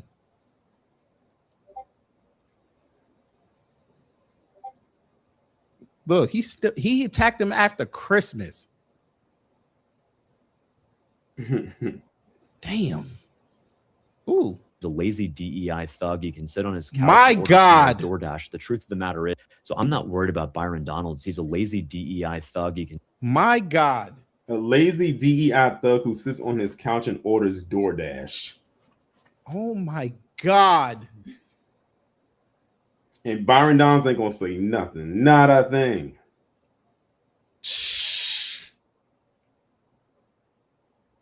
Why are you crashing out that he called him a slave? That man disrespected black people how many times? But you from the Young Cuck, so I understand. Because when you launched and called your campaign opponent in the primary, probably, who is black, you called him a slave. Well, Kent, I love how they put black music behind this. Because he's a slave to corporate donors and to foreign interest. If Byron Donalds wants me to stop calling him that, he should return the $30 million he took from corporate PACs all across this country. What I say to the 4 million black Floridians is what I say to every other Floridian in the state. I am in this race to fight for you. I'm in this race to make life more affordable for you, your kids, and your grandkids, whether it's property tax, property. I ain't gonna hold you. If he gets the primary, that's gonna be a good damn race. Byron Donalds is a rhino masquerading as MAGA. We cannot let this boy pay for phony anywhere near Tallahassee. And this is when he was talking about George Floyd. Make sure that there's justice for George Floyd. We definitely have to do something about police brutality in America. All right. Well, before we go, family, one last thing. We got to look at them comments from this video because the comments were hilarious. And then we getting up out of here. So it got 34,000 views January 4th. So nobody cared. So somebody said everything these people repeat from Nick is always a joke until it isn't. Truth. You need to do this style of discussion about Candace. Okay. Brad knows one thing. If he say something about Candace, she finna rip him apart. He ain't gonna have no more channel. CNN ain't gonna call him no more. That's not what that sentence means. I'm half Asian, half white, and my mom said if I brought home any other woman that's not white or Vietnamese, she'd disown me as well as if I were gay. What do lesbians having the highest divorce rate have to do with women's right to vote?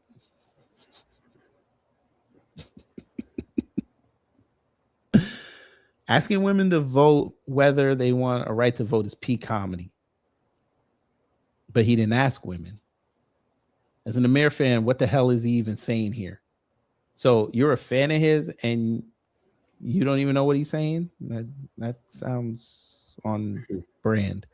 My two favorite liberal values, but somehow conservative gay YouTubers in one video. Love you guys. Keep up the good work.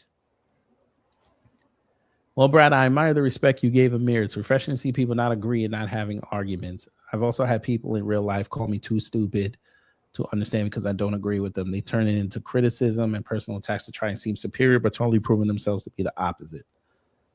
He doesn't need to accept Nick is racist. Nick admitted himself on Piers. He's himself a racist, and he wants a white-only America. The mental gymnastics Amir is having to use in this is wild. It almost doesn't seem real. Like he can't be serious, right? He is serious. Mm-hmm. The blending of is this racist with, well, people call everything racist is very disingenuous and annoying. Yes, we know people sling the label around like crazy. That doesn't mean there's no such thing as actual racism.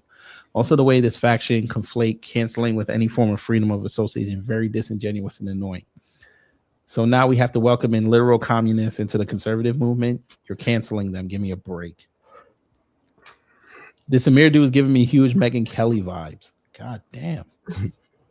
What are these women? What are these women Amir talking to on? For fuck's sake. Me, a white woman making zucchini bread, watching the video when Amir mentioned zucchini. That must have been somewhere where I didn't listen because he might have started smiling like a motherfucker.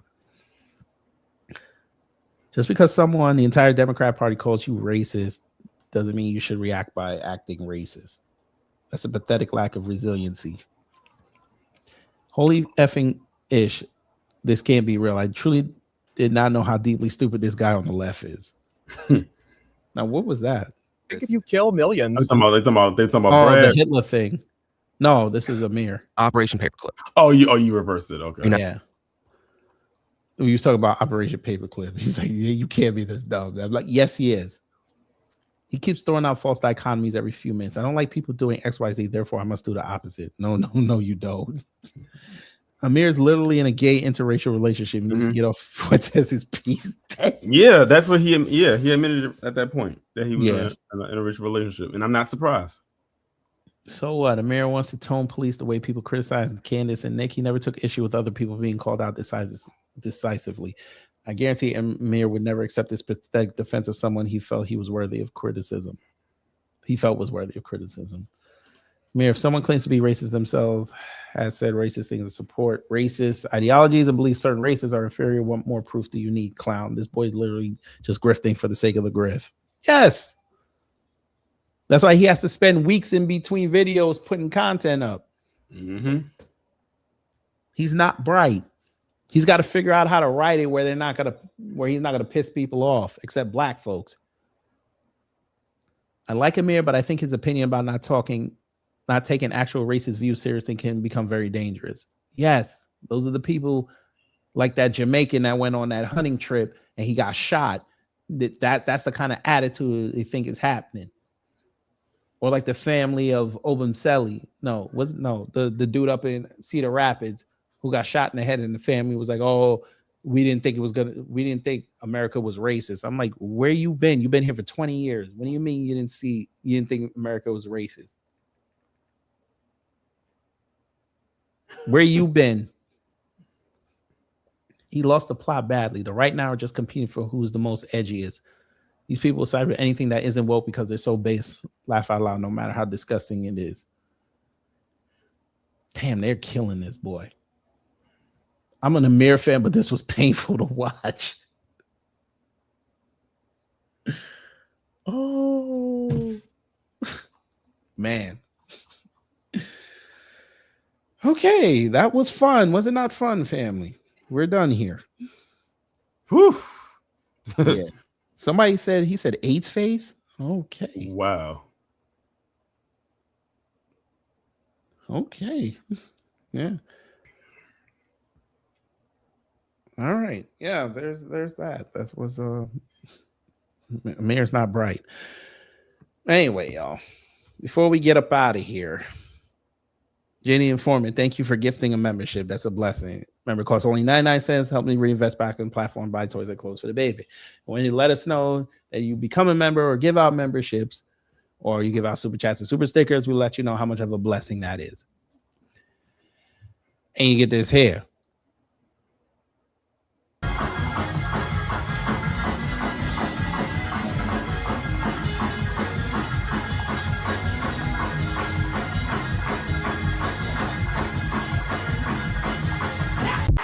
I am overwhelmed. Miss Nisi, thank you for being a member for 26 months. That's a blessing. And you get this here.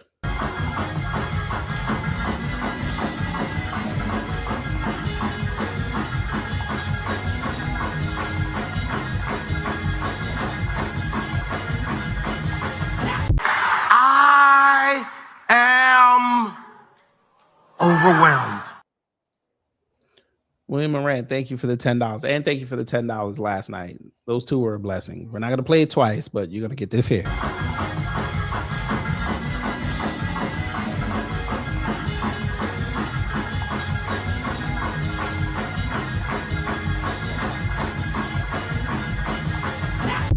I am overwhelmed.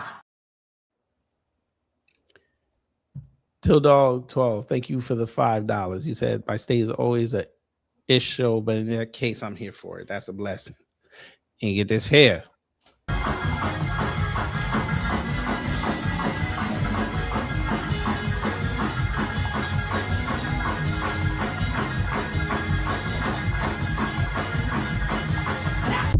I am overwhelmed. And last, Anthony Rugafilla, thank you for being a member for 17 months. That's a blessing. And you get this here.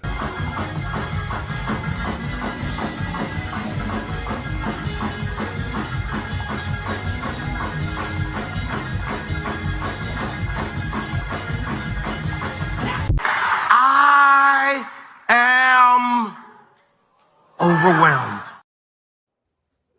All right.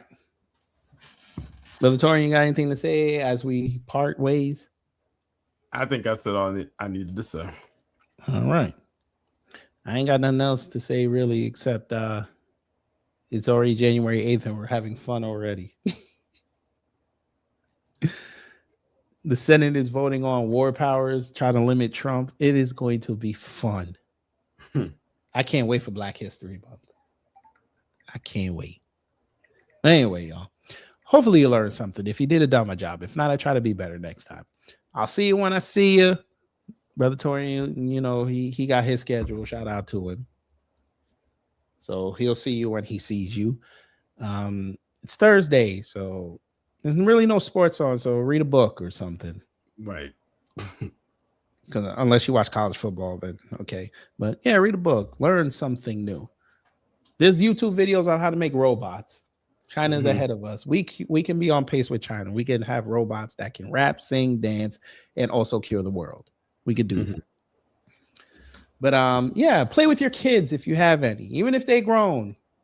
I know y'all up top got snow. Have snowball fights with your kids in the dark. That's always fun. You can put ice in the middle of the snowball. That's always fun. That's a rite of passage. But stay warm out there, folks. Stay warm. So we will see you when I see you. Y'all take care, stay safe, and you know what to do when the agents of chaos come to mess up your existence.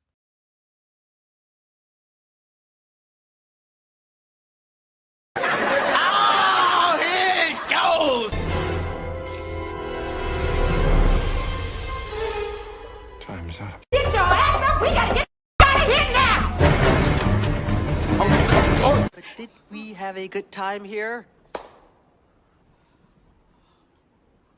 Hello? Gotta get your groove on.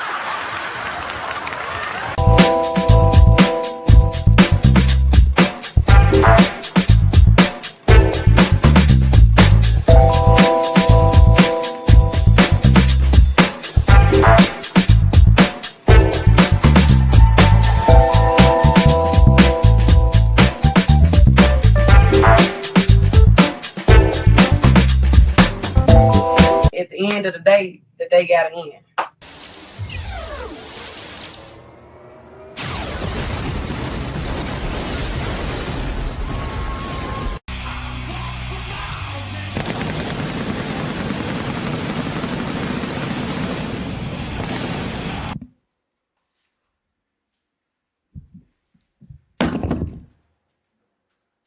And that's it.